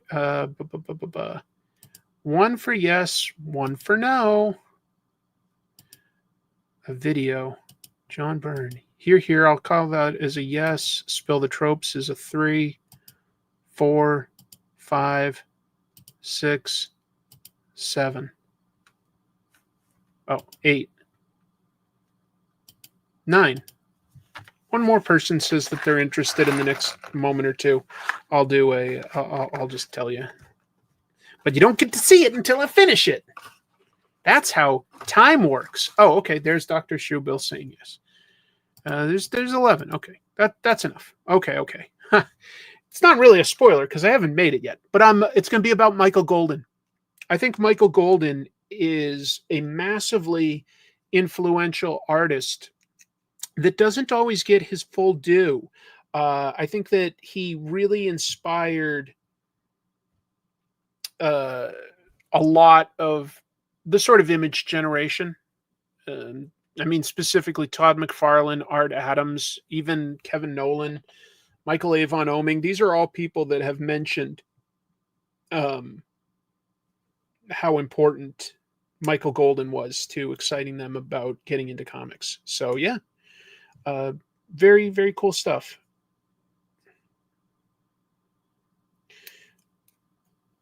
Some people might remember him from Micronauts. For me, I was introduced to him through The Nom and Bucky O'Hare with Larry Hama. But he's done a lot to be inspirational. So this is in India Spider-Man, Pavitr Parker. I'm going to switch his face around to the happier version. I like my Lego men happy. Why wouldn't you be? There you go. And he's got a cup of chai, not chai tea. That would be like saying tea tea.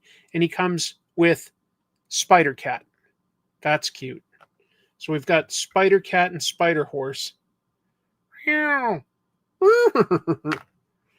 Well, I'm not going to put any voice actors out of work anytime soon doing animal voices, so Frank Welker can rest easy. There's what I got. I got 6 goofy but pretty fun Spider-Verse ones. Out of these, which one is my favorite?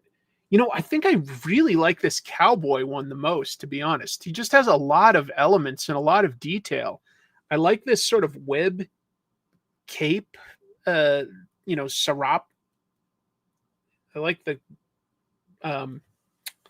the bandana and hat and lasso. That's a really nice figure. They're all fun in their own way, but I really like that one a lot. Yeah, you're not looking at $700 worth of it. You're not, I promise. Chai tea? You're saying tea. The creator of the spider webbing. Yes, I am talking about that Michael Golden. I got a lot to say about it. I tabled next to Golden this year at Fan Expo Portland. Nice to see you, by the way, John. He's a really interesting guy, really knowledgeable and generous about sharing techniques. Yeah, it's a little tough. He's managed by Renee Witterstetter, who did a lot of great editing in the day.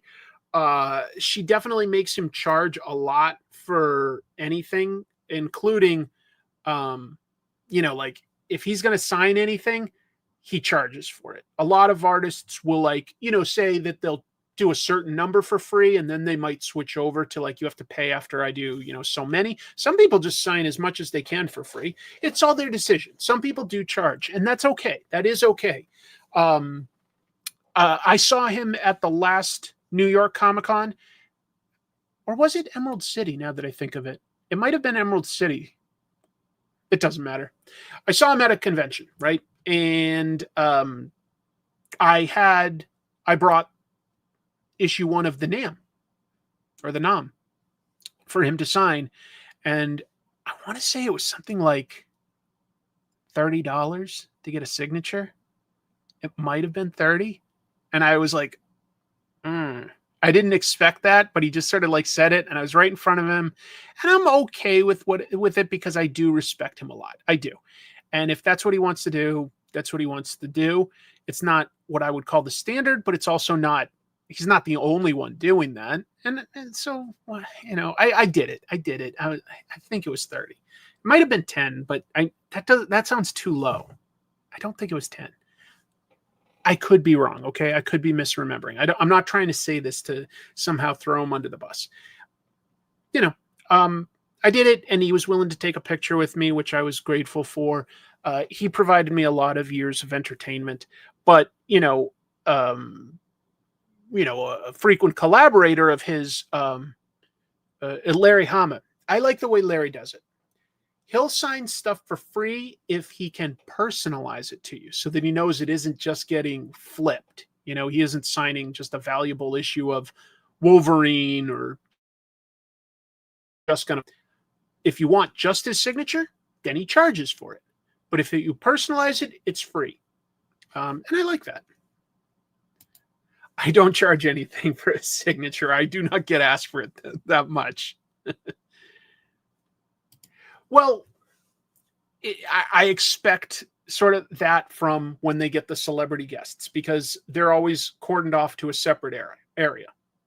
And, I wouldn't expect the artist to give away prints or a sketchbook for free. So they can charge whatever they want, and I'm never going to balk at any of that.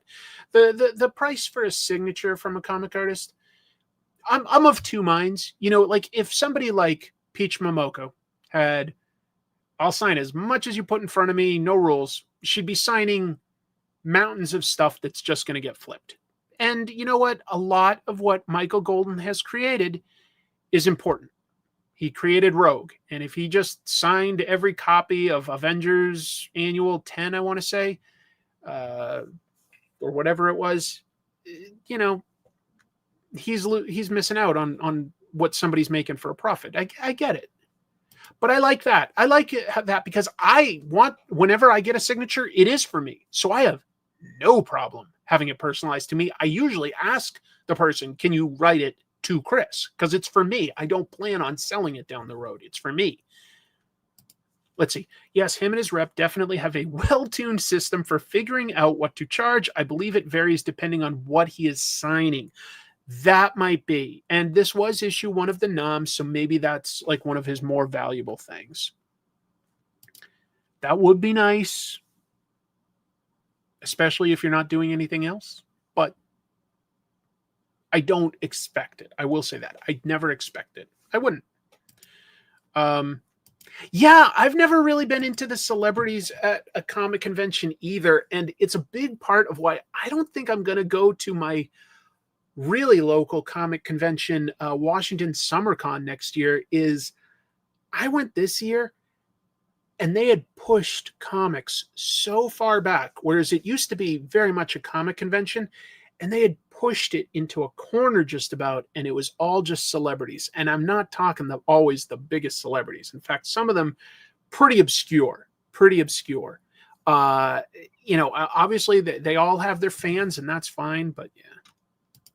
Dude, I would love to go to Heroes. I don't know if I can justify multiple trips within a year. I'm not like rich, but I would love to go to Heroes Con, which happens at the same time as the one I was just talking about.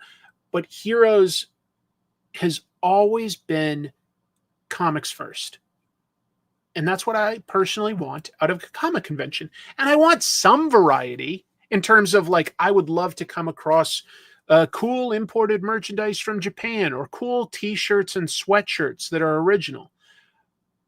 But when you go to a comic convention and it's mostly celebrities, or it's mostly arts and crafts or prints, that doesn't really interest me. I go because I'm a comic book fan. I want to find comics, things like that. Barbara Crampton is awesome. Don't get me wrong. A little bit of it, especially people that are connected specifically to comic book properties, makes all the sense in the world. Lou Ferrigno wants to go to every Comic Con. Let him. Hughes Hulk. It makes sense. You get like a wrestler from the 90s that hasn't wrestled in like 30 years. I don't get it. I'm skipping Rose City Comic Con to go to the Stardew Valley Orchestral Show. I don't know what that is. I like looking for back issues when I've got a friend that's also looking for back issues, so that I'm not just kind of mindlessly flipping through that stuff, because I'm rarely looking for something specific personally. But if somebody else is looking for something specific and I can chat while flipping through and see if I see anything interesting, that's super fun for me. Assigned Micronauts would also be very cool. I totally agree. And you know what I like? I've created a game sometimes with friends. You guys are welcome to take this if you think it is fun. I love saying, okay, today we, however many friends I'm hanging out with, might just be 1, might be 5. We each have to find the craziest cover to a comic today. Just like something absolutely bonkers or ridiculous. But you can't spend more than, and we'll set an arbitrary limit, like $5 or $10 tops, And at the end of the day, everybody reveals what they got, and we just vote on which is the craziest one. And that makes us look through Bronze and Silver Age stuff, but maybe also promotional comics or vanity comics. So yeah, we look through all that stuff. Oh, who's the green guy? I love Ninja Turtles. So I have this Ninja Turtle statue I got. I think it's a Mondo statue. That's also, kind of got that like Vishnu type design. But I brought this back from New York Comic Con, and this is a sword, and I've got the piece, but it broke. I broke it when I brought it home. So it's supposed to have another sword like this over here. Or no, excuse me, not a sword. This is a bow staff because it's each of the weapons. Yeah, it's each of the weapons plus mutagen and pizza. So technically, this is probably worth nothing to anybody else, like a collector, but I like it. I think it's cool.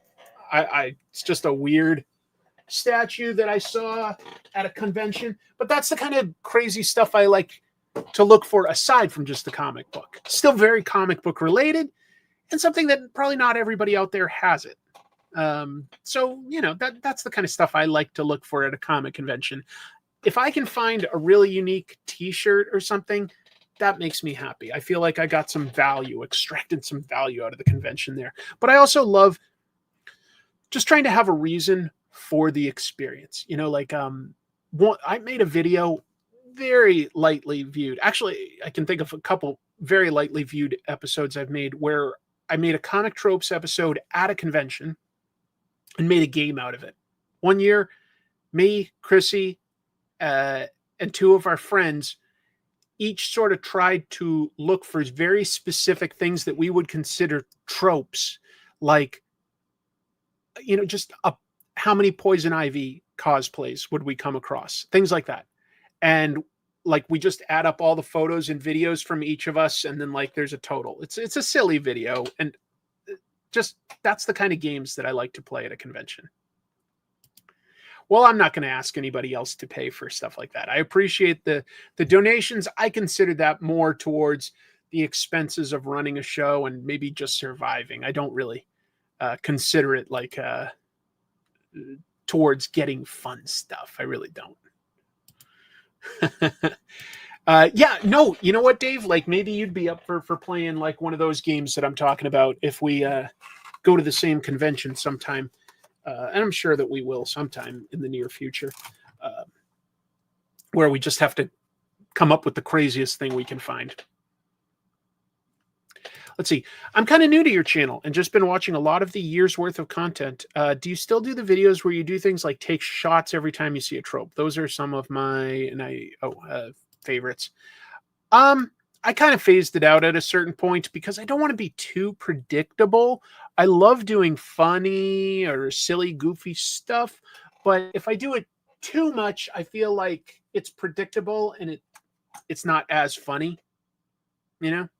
So I haven't really done that in a while, but I probably will still do it again at some point, like just as like a callback to that era.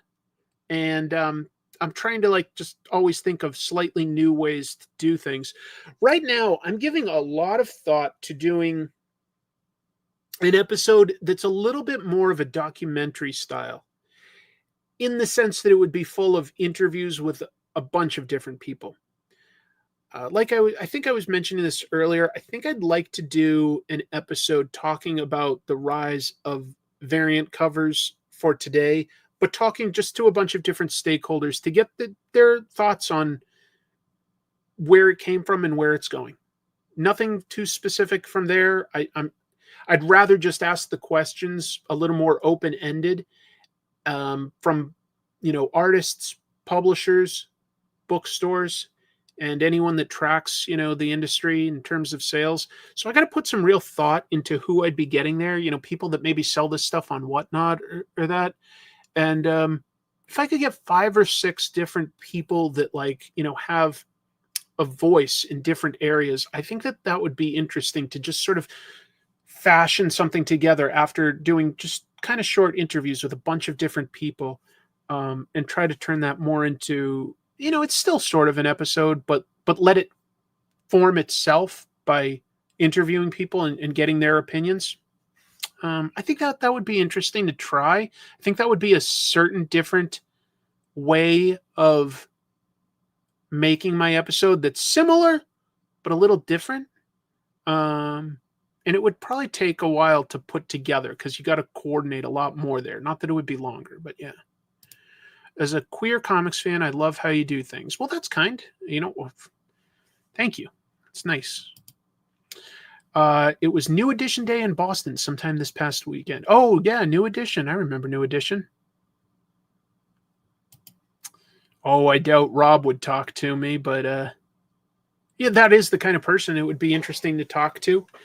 Yeah, anyway.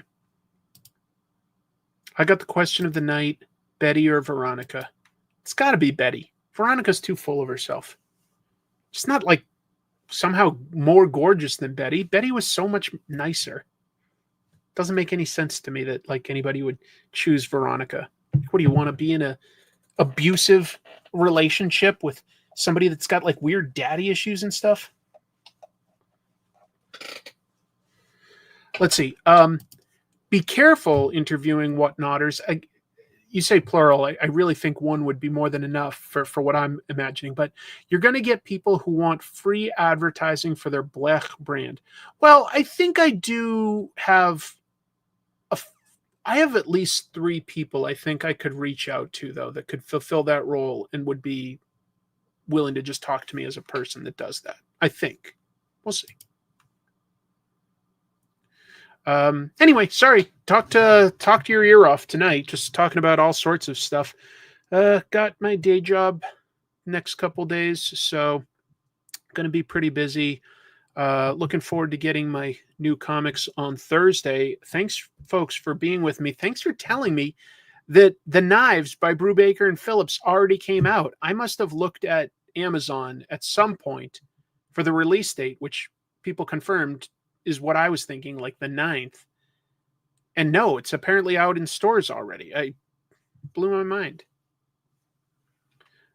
That's kind of you. Thank you. I'm happy to do it, folks. I love chatting with you. I love talking about comics. I love talking about the crazy news. Very happy that an AI artist got, kicked out of a convention, because I think it at least sets a precedent where we can say, look, the goal here is for people to sell original art that they have put their effort into. Let's just have a rule. Let's stick with that. Let's stick with it. I have, but rarely. It's not really my thing to create it that way. Trades, yes. Omnibus is kind of big, not really my thing. Anyway, I had a great time talking with everybody. Wow, little over 3 hours. This is going to take me a minute because I am now going to go in and add time codes to this for anyone watching after the live edition.